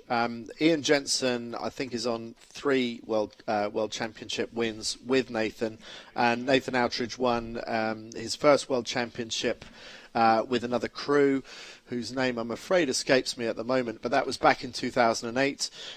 So I think that moves them onto level pegging, and 4 is as many World Championships as anyone has won. And here's Flipper. He finally showed up. He turned up. He knew we were with his here. mate. Yeah, that's right. Little Flipper. Oh, my daughters will love this. There he is, Flipper. And for Peter Burling, I think that might be his 7th World Championship. He got 2 in the 420 class. He's had 4 49ers, and just to put a bit of icing in there, he's also won the Moth World Championships in Australia. And of course, they're leading with Emirates Team New Zealand. They're winning the AC World Series, 10 points ahead. I mean, where does it end? He's only young. Yeah, how dare you have a shot at him last night over a stripped halyard? I know. It's the first time I've seen him, actually. He normally is so just straight, he doesn't get to. But he lit up a little bit, as much as he ever would. It was and then you had the cheek to have another go at him. Yeah, he didn't take kindly to it, and to be fair to him, why should he put up with it from me? Because we had misread it. We thought he'd overstood the ley line, but it wasn't that. It was a technical breakdown with the kite halyard. As we get back into phase of the next race, we can have a look at the course animation. It's going to be another 2-lap race. Boat's going to start, go up to the windward mark, back down to the gate, back up to the windward mark, and down to the finish. Pretty simple. Just the up and down course, 2 laps. Marcus, I just want to pick you up on what you were saying about respecting the very best of the one. I got the impression that maybe you're not a fan of the medal race, which was brought in to bring in little bit of extra jeopardy into the back end of a competition. Are you not a fan of the medal race? You prefer a straight... No. I'm not that extreme. I think the dose of the poison is what matters, and a little dose of extra excitement at the end of the regatta, that is fine. But you can't overdo it. I mean, there have been people who argue that all that should matter is the last race, and that's just making a mockery out of our sport. I wonder what Ben Ramoka would have to say about that. If Ben can hear us, I think he's probably got some views as well. We've got 4 minutes before the start, so maybe just a quick comment from Ben. We've probably got time to get out to Ben if he's there, and before we get into the start, I assume Ben has been listening to the conversation medal race, double points, as there's a scramble going on around us now to try and get out to Ben to get his comment, because he is the 49er class. Ben, you're nearly with us there. Have you been listening to the conversation about points loading medal race that we've been having here? I was listening to it a little bit. I'm also busy trying to calculate the U.S. trials over on the 49er course, where Thomas Barrows is at risk of losing his lead if he doesn't have a good race in this next one. So everyone at home, stay tuned to that leaderboard, as it'll be updated on 49er.org. But as for the medal race, it can be good. There is times when the medal race is actually interesting, and it does decide, even a gold medal or a medal at all, and there's a battle between those boats in the race. But it's very limited in the times that happens. That's why we moved away from going full on that concept earlier in this already, where we went for a package of about an hour's worth of racing that almost surely would determine the winner. That was ultimately rejected by ISAF. That was the theater style concept we went for. So basically, I think the medal race can be good, but too often the viewers don't get to see who wins, and we're seeing that on the other course today. Burling's just won his 4th championship, a historic thing, and we didn't get to show it because it didn't happen in what was truly the final. So I think sailing's got some work to do to get it right. Welcome back. We're just up. That was Ben Ramoka out on the water, and just to repeat that the New Zealanders out on the 49ers have in fact already won the World Championship with 2 races to spare. And Andy, we're just coming up to 1:45 to go. Back to the FX. And we're back with the FX. This is the last race of the Gold Fleet. And we're on a U flag, which is like a soft black flag. It means if there is a general recall, then you can join back in again for the next start. But it is still quite a punitive flag, so I'm hoping that it's good enough, that red and white flag, to keep the fleet behind the line and that we get away first time. And the Italians, the defending world champions, are in the middle of the line on the right of our screen, the number 1 on their sail. So they're going for a pretty conservative start in the middle. There's a few hanging around on the edges up by the committee boat looking to duck in and probably go right. And all by themselves, down at the left-hand end of the line, closest to our screen, are the Brazilians, choosing to do the complete opposite to everybody else. So I wonder if they're going to go for a port tack start underneath the fleet, or maybe they are going to sail up towards the other boats and then tack back and win the pin. And we're on board with the Spanish, who are leading this regatta at the moment. Tamara Echegoyen, the 2012 Olympic champion in match racing, crewed by former 470 world champion Berta Betanzos. 30 seconds to go. And the Spanish boat is roughly in the middle of the line. Very close to the Italians, which are underneath. We can switch to them. That's the Italian boat. Underneath the Spanish, yep, it's the Spanish boat we see in the background. They're really battling it out now. Turning into a bit of a match race. I think probably it's a bit early for that still. I think things are too tight, but interesting to see two of the best teams right next to each other. Meanwhile, Brazil has sailed back over to the fleet and tapped back, and they get the pin. Wasn't much competition for the left-hand end of the line, so Brazil, they haven't been able to read the breeze very well so far, but at least by starting at the less favoured end of the line, they've got a lot of clear air down there. And here's the battle between the leader and the second place boat. We're on board the Italians. They're currently the second place boat. They have to get 6 points on Echegayan, who is passing now. Ooh. Is it a recall? Recall, is it individual recall for them? Do they have to do turns? Why would they they have penalised? to do turns? Oh, there's a boat capsized there. So something has gone on in that episode. They're doing. They did a look to me as though, Andy, they've done a penalty turn. There was I'm trying to think what would have led to that. There was Henkin and Schutt who were underneath. Let me check American what happened boat. there. Let me just rewind. So while rewind we'll just carry on, and Marcus is busily going back, having a look at the animation to see if we can identify what went on, because that could be a deal breaker. I wonder any moments now, any incidents now for these front boats. We have a recap. We have a recap of that situation. And it's in the middle of the line. We see Conti, and they're now starting to bear away. If we could zoom in a little bit, they're starting to bear away. As we watch. For no apparent reason, going over the American boat. I can't see a reason why that happened. I wonder if they got caught up with something, with a tiller extension or... But then why did they do turns? Well, they clearly think they were... They infringed Henkin and Schutt, who capsized. That is a freak occurrence. Yeah, I think bizarre. we've got Ben Ramoka. Maybe he can shed some light in what happened out there. I'm afraid I didn't witness it directly, but I did see the American girls, Helena and Paris, hailing to the Italians, upset as the Italians sailed away. So definitely some love lost on that incident. So it seems like there's been a incident between the Italians and one of the American boats, and the Italian team required to do a penalty turn. And of course, that is again, it's these moments of intersections, rules, but starting. Where's it going to end, Andy? This one has got its tail. It's going to tell a story right to the end of the regatta, I have no doubt. Yes, very different to the men's. I think this is still wide open, but that's a bit of breathing space for the Spanish, with their closest rivals having to take those penalty turns, which are going to be very expensive in such a short race.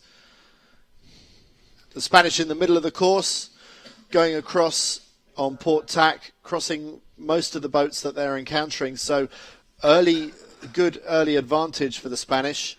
And by stark contrast with the Italians playing catch-up further back down the fleet. Well, they won the last race. They had a 4-1, and now they have had a penalty turn. Something went on shortly after the start. And Marcus, you've had another look on the animation. Despite that, we've got a bit of a freakish leaderboard. Conti and Klapšič have still taken the lead. They're currently discarding this race, but Echegayan and Betanzos, They were ranked down in 14th place. That must be a mistake.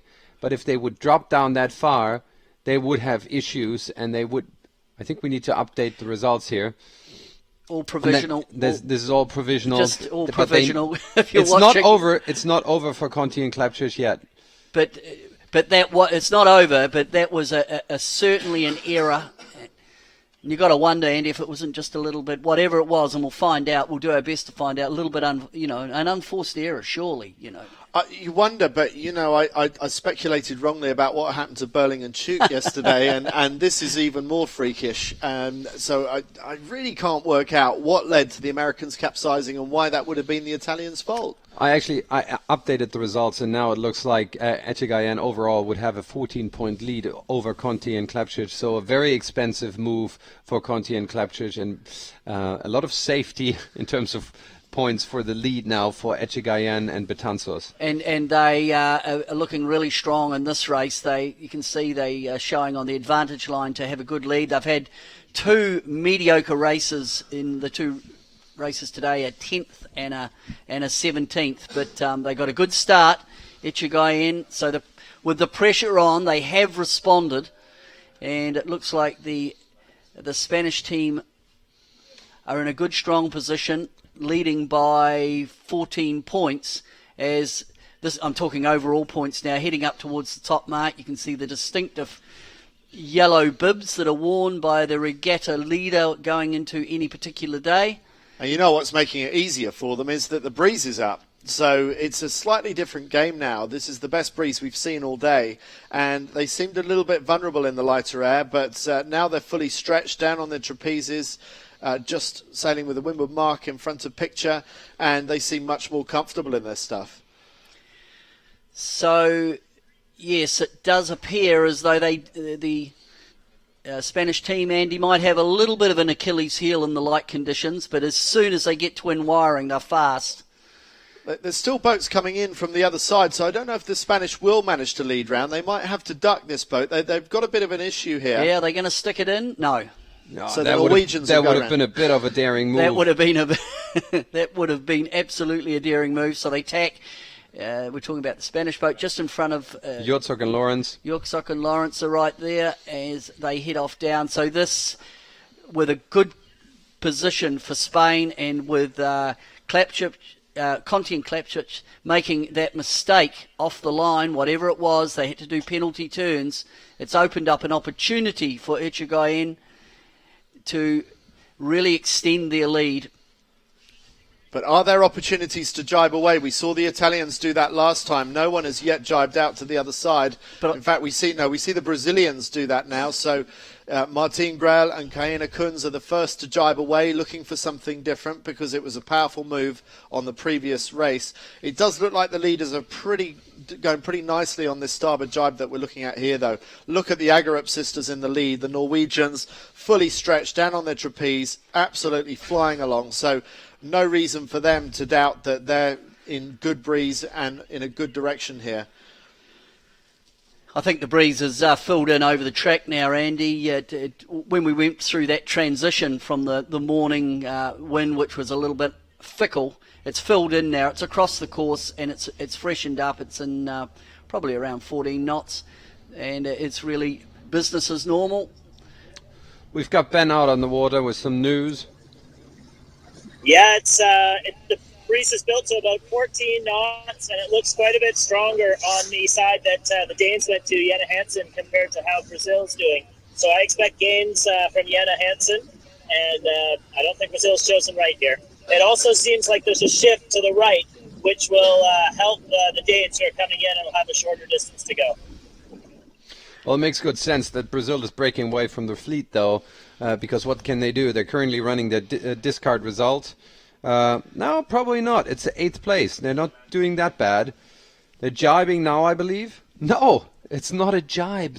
I can't believe it. Looking at the SAP Sailing Analytics, they're bearing away by 30 degrees. They must get a massive gust. Just big wind down with pressure. So the breeze is up now. Remember this morning it was marginal trapezing. Now it's full trapezing, full power.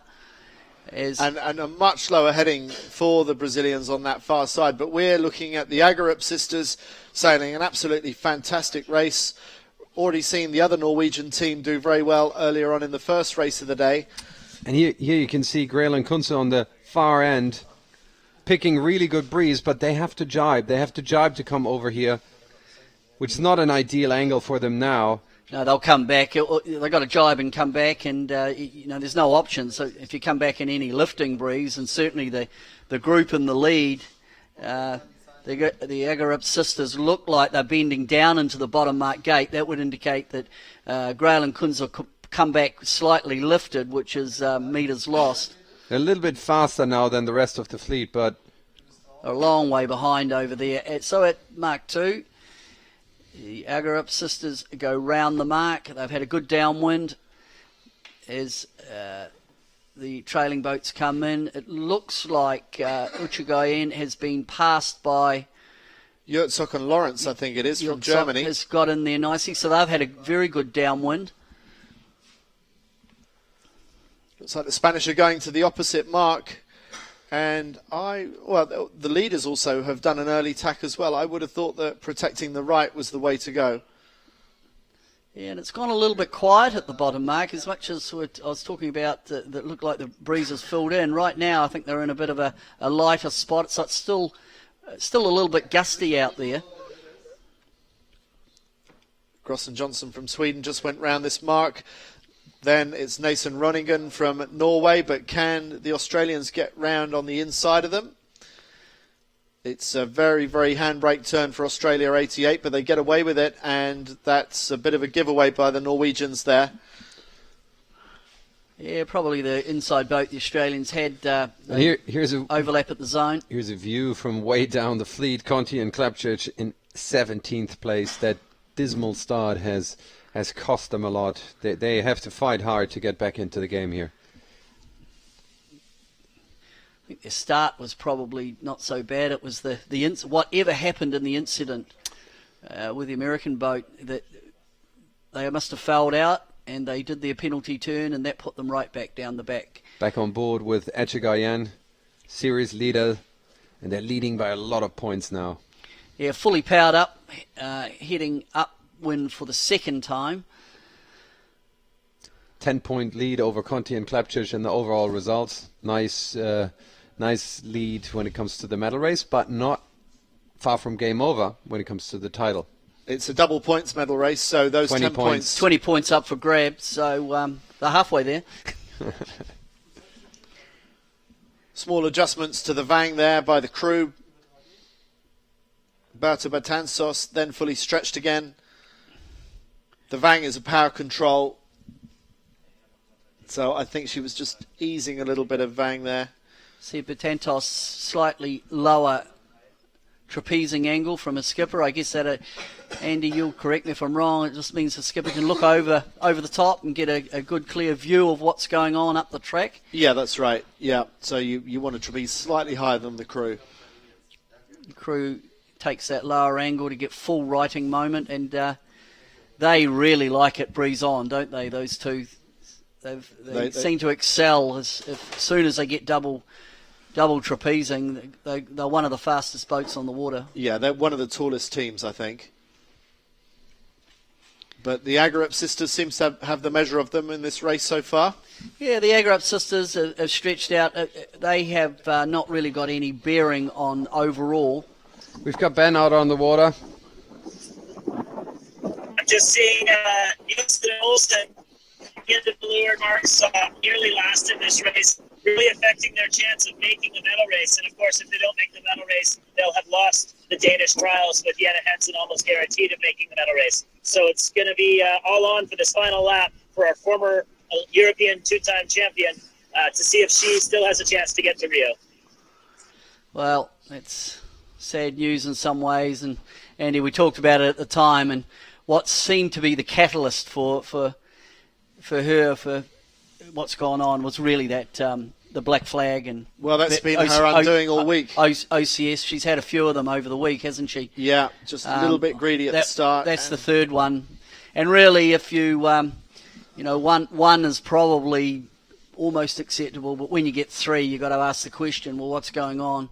Are you pushing that component of the race just a little bit too hard? So she'll know that, and it's going to be a tough day for her to swallow. But the great thing is that there's such team support amongst that group that whoever goes for Denmark is going to get the full support of the rest of the squad. Because it's not always that way. With a few teams gunning for one spot, it can make things tetchy between teammates.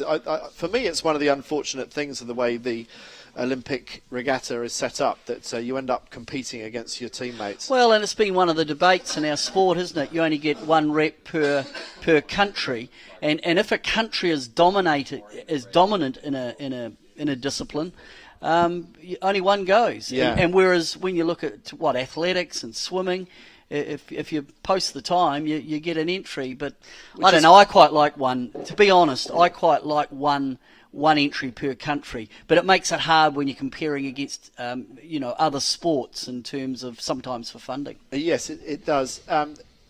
But what it does do is I think winning a world championship is probably harder than winning the Olympics in that sense, because you've got the best, you've got all the best here. You haven't got all the best at the Olympics. Meanwhile, the Agerups still holding on to this race lead and not looking like they're going to relinquish it, looking like they have the measure of the Spanish in second place. And Gross and Johnson, also another team, Scandinavian team that we don't often talk about, but Gross and Johnson in third place. And they climbed a spot on this upwind, so did Echegayan Betances, because Herzog and Lawrence dropped down 2 places. Grail and Kunze have climbed 3 places up to 5th place. Well, what's interesting, the Agerup sisters, 24th at the moment. They literally scraped in to the medal race and in 24th position. And it just shows you how really close the field can be, or how our sport can throw up winners. That someone that just got into the medal race, and it'll be if they can hold on down this downwind to take this last race of the Gold Fleet, that qualified in 24th but can still win an individual race. If you can win one, you should be able to win more. Echegayen, Jorksok coming in now on in third position. They've just tacked. The Spanish setting up for the top mark. This will be the top mark for the last time for them in the medal in the fleet race, in the Gold Fleet. Remember, we've got one more medal race to go for all the classes. But Marcus, you went through the points that currently, as this stands, with a second here, which is really a good comeback for this team, because they had 2 shockers in the first 2 races. It puts them into a very, very strong position going into that medal race. Yeah, looking at the analytics at the moment, I sorted by overall rank, and I can see that Echegayan's got 48 points. She gained on that last upwind. Conti and Klapšić got 59 points. They gained 3 places on the last upwind, and then it's Schütt in third place with 66 points. So not that much in it from place 2 to place 5, really. So the podium is going to be, there's a battle for the podium.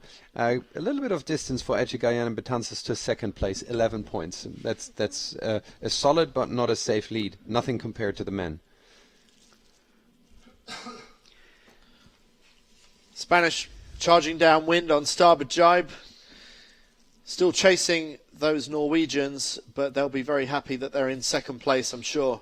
And we're on board with them. And they've made a fantastic switch from very different disciplines. Tamara Echegayen winning the Olympic gold medal in keelboat match racing 4 years ago, and Berta Betanzos, a former 470 crew.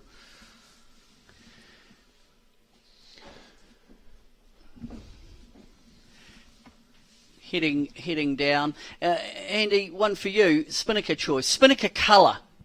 Does it make any difference? I'm sure some people think there is. I bet there's one person that can answer this better than anyone. I'm sure he obsessed about it.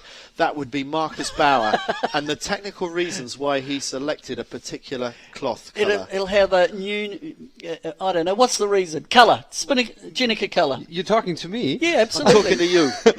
You know this stuff. I was all mental about it. Blue got me in the right mood, so I would have wanted blue, but then at some point it bored me and I needed red to get me more interested.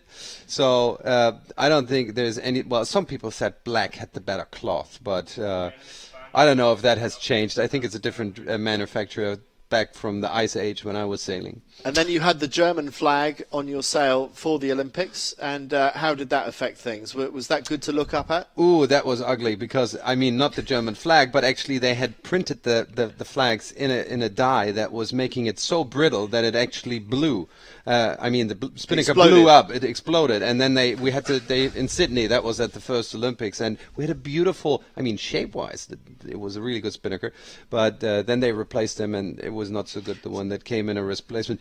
You know, you could write books about this. It's a very long story when it comes to spinnakers, flags, and colors and shapes. Sounds like I opened a Pandora's box. I didn't mean to. It was just a little bit of a random comment as we go back to Ichigai. I think Ben is getting nervous out there. Ben, let's come out to you.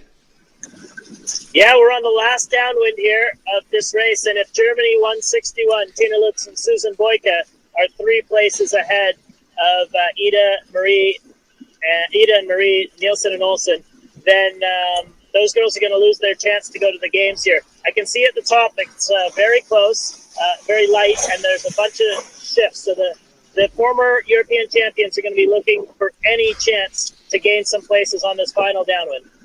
So it's amazing, isn't it, how the fortunes change, and the Danish teams, 3 of them, they're all fighting it out, and it looks like already we have a casualty. But coming down to the finish, Andy, Ichigai, they've bounced back. They sure have, and what's even more sweet for them is that Julia Conti and Francesca Klapsic, their closest rivals, had that bizarre incident at the start, which hopefully we'll find out more about. But now coming across the line, I think it will be Herzog and Lawrence, the German team, looking stronger and stronger as the likely selection for Germany to go to Rio 2016 later on this year.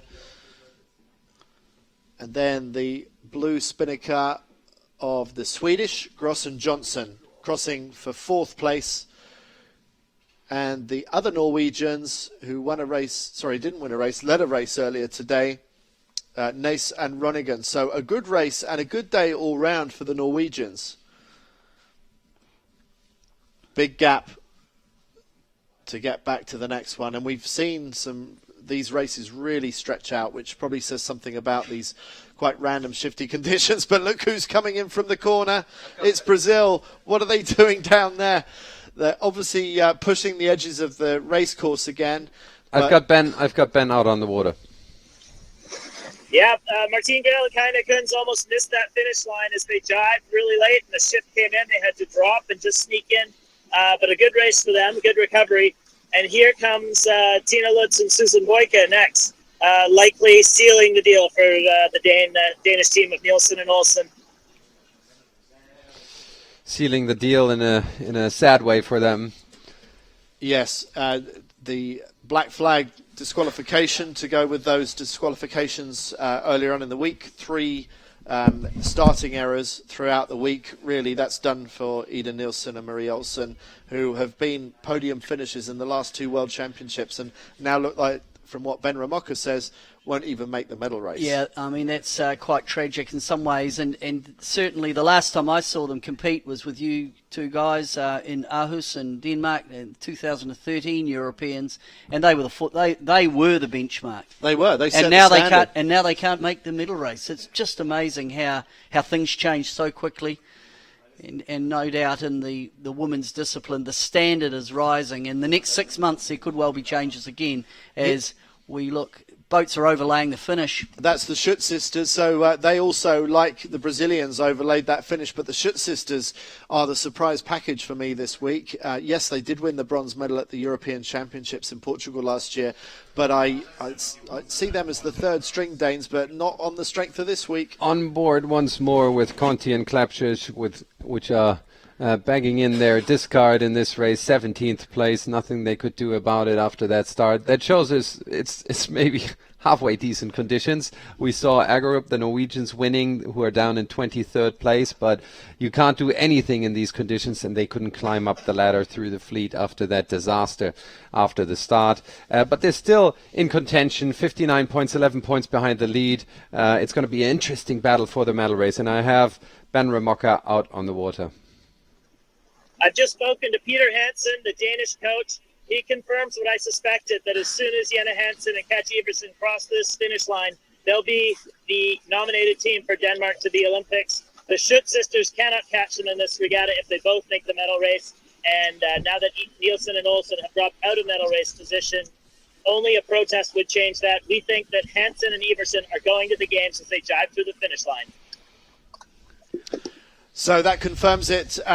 Jenna Hansen, provided they cross this finish line as they're expected to, their performance across the three nominated trial events for the Danish trials, which were last year's Worlds, the Miami Classes regatta a couple of weeks ago on the other side of Florida, plus this Worlds, they can't be beaten by the Schutts, even though the Schutts are in third overall. Even if the Schutts finish on the podium at these World Championships, we are going to be looking at Jenna Hansen and Katja Iversen as representing Denmark in Rio 2016 later on this summer. It's amazing, isn't it? You go for a point system, and it just seems, for me, quite bizarre. You've got a podium finish team, and they're out of the game for the Olympics, and yet Denmark have obviously gone with a point system, and again, that'll be a talking point. But Hansen and Iversen...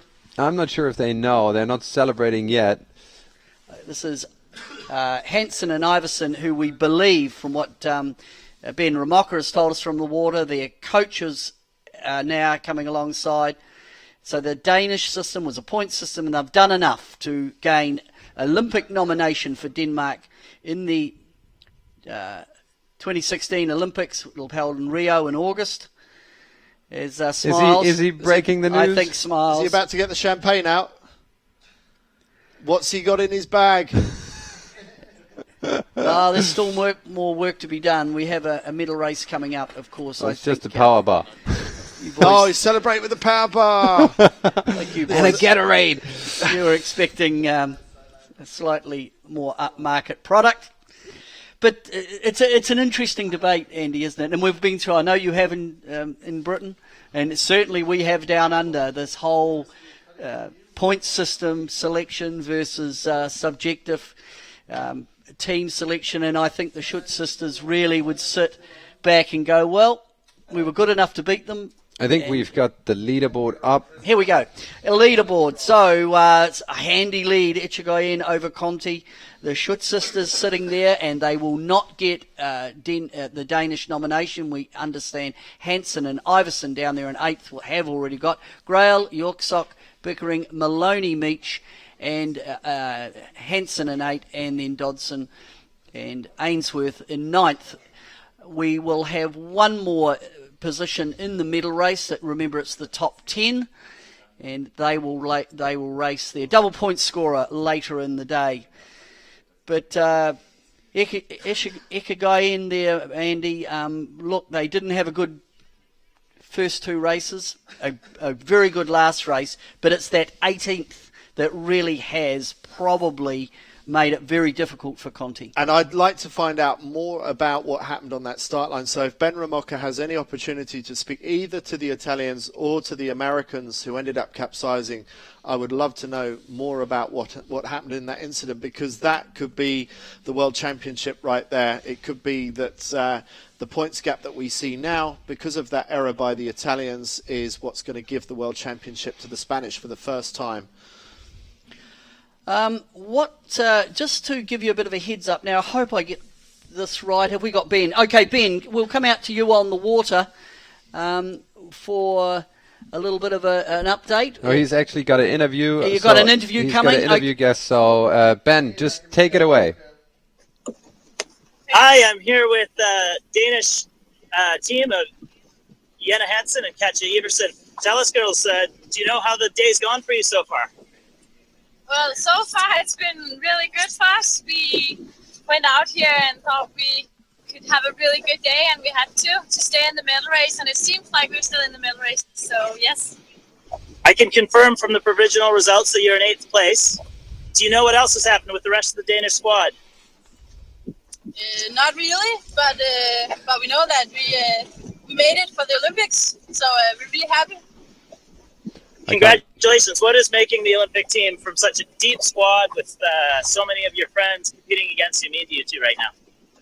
Well, they are the ones that helped us come this far, so every one of us could have done it, but yeah, it was us because we managed to get it all the way to the end, but everyone is good, and I'm glad that we have the team to support, and so I'm confident in still having chances for medal at the Olympics. Well, there'll be a whole nation watching you and cheering you on. Congratulations, you two. We're sure to see a lot more of you. Thank you. Back to you in the studio. Thanks, Ben. Oh, well, we'll look forward to seeing their participation in the Olympics in Rio in August. Slowly the countries are selecting their representatives, and now Denmark have signed off on that pairing for that spot at the Olympic Games, and I'm sure they will be right on the money. They'll be one of the contenders, Andy, for a good, a medal potential. Very much. In Rio. I think whoever out of those 3 teams from Denmark was going to go to Rio 2016 would definitely be a medal contender, because they've been one of the leading squads in this first Olympic cycle of FX racing.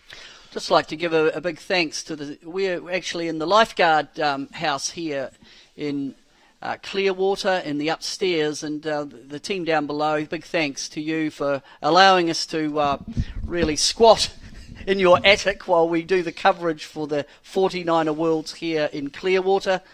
And they've been very kind hosts. And we have the overall results. They're preliminary. There's going to be a protest time in the break that is coming up before the boats come back out for the medal race. But here's the overall results. Let's go through them once more. In the lead, Echegayen Betanzos, Conti and Klapšić in 2nd place, and Grail and Kunze in 3rd, tied on points with the Schütt sisters. And not far away, Jurzok and Lawrence, who still have a very decent chance to climb up on the podium, maybe even win the silver medal. Maloney and Meach in 6th place with 75 points. Beckering and Dutz in 7th place. Hansen and Salskov Iversen, who've just qualified for the Olympics, in 8th place. And Dobson and Ainsworth in 9th. Let's go to page 2. Lutz Boyk in 10th. They just made the medal race. They'll be happy about that. Gross and Johnson in 11th. From Sweden, Nielsen Olsen from Denmark in 12th.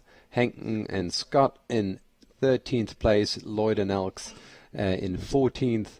Ness and Running from Norway in 15th, who had a good day, two really good races. Kaiser and Blom in 16th. Price and Solly in 17th, and Eriksson Klinger 18th place. Looking at those positions, it reminds me that I think maybe we're seeing a conclusion to the Dutch trials as well. I wonder if Kaiser and Blom have not quite done enough to secure their Olympic spot. They won the Dutch trials, but I think they needed to finish in the top 8 nations at this World Championships.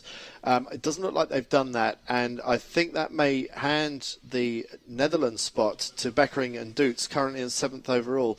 And if Ben Ramoka is listening, he is the doyen of all this kind of knowledge. So if he could confirm or deny what I've just said, that would be interesting to know. But I think we might be on the cusp of knowing who's going to represent the Netherlands. It's all happening for country qualifications. I can see that Ben has popped his head up here on our little monitor. Ben, did you get that question about Dutch qualification for the Olympics? Yeah, I was listening to the question. I do believe that Nina and Claire have one more chance at the Europeans, where they would have to maybe get a medal or something quite a high standard. So I don't believe it's over yet. Thanks, Ben. We've got the men's result. results coming up. As we mentioned before, Burling and Tuke with a massive lead over Outteridge and Jensen. They won this championship already with a medal race to spare. They did sail it. They did sail the last race that they didn't have to sail. I think that's a nice show of joy of the sport, that they don't just drive home. They use this as additional practice, and they did sail it. They have to sail the medal race. That's part of the rules, but they don't have to sail it anymore to win. Outteridge and Jensen made it back up to second place and tied on points with Delicate and Resch, so we'll be looking into a very exciting medal race when it comes to the battle for the silver medal. Vara and Thompson tied on point with Januszewski and Nowak, and really close Fletcher and Scott and Sign in sixth place, and the points are so close. This is going to be a super exciting race for the silver and bronze medal. Highland Plösland seventh place with 99 points, a bit of a gap there. Then Pink and Bithell in 8th, and Dortoli and Delpeche in 9th. And let's have a look on page 2. Seaton McGovern made the medal race, and Botin Lopez Demara dropped out of the medal race with 1 point. Maybe there's going to be protests. This is preliminary results. A lot could happen there. Would be interesting to learn what this means for the Spanish trials.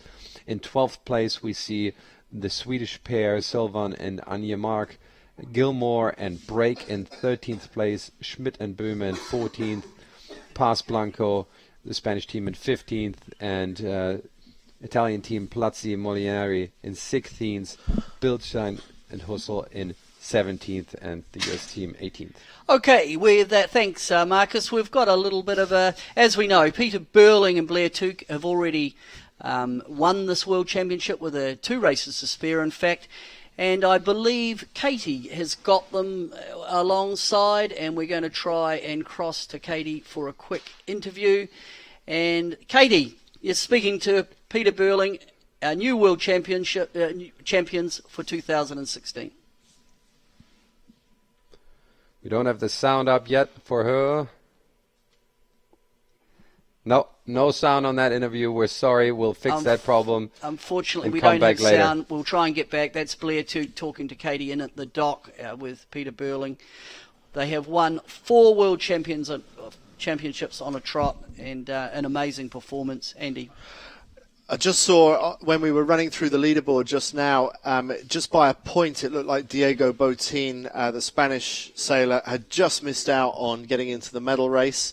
Now, my understanding, speaking to Diego the other day, is that after the Alonso brothers got a bronze medal at the last World Championships in Argentina, that they would need to get a top 8 here to be able to displace the Alonsos. They've got a couple of events. I think maybe it's the 2 World Championships and the cumulative scores, but they've also got to get inside the top 8 of one of these regattas, and they haven't managed that at either this World Championship or in Argentina. So on the strength of their bronze medal in Argentina last year, it looks like the Alonsos, after probably at least 10 years, if not 15 years of 49er racing, never going to the games for Spain, at last they might be getting their chance. Now, I don't want to say that definitively. We can get back to you later on this afternoon when we're commentating on the medal race, but it looks like at last those bridesmaids, always never going to the games because of the success of Iker Martinez and Xabi Fernandez winning gold and silver medals for Spain, maybe those brothers are at last going to represent their country at Rio 2016. Well, and if that is the case, congratulations to them. We are now, of course, what's going to happen next is we're going to move into medal races later in the afternoon. We've got a little bit of time to fill in. Look, I hope I get this right here. Don't forget that at the end of this, and we go into the medal races, we'll be going to a new stream, as this stream will be closed down, so you need to refresh. It's still on YouTube. It's just different, and we'll continue with a bit of a pause. So if you're having difficulty with the stream, just refresh yourself and get back on, because the medal races will be fascinating. And again, for all results, go to sapsailing.com and you'll find the World Championship, the 49er World Championship, and you can look at all the stats and all the data from the races of the 49er FX today, and of course from all the medal races coming up. See you later.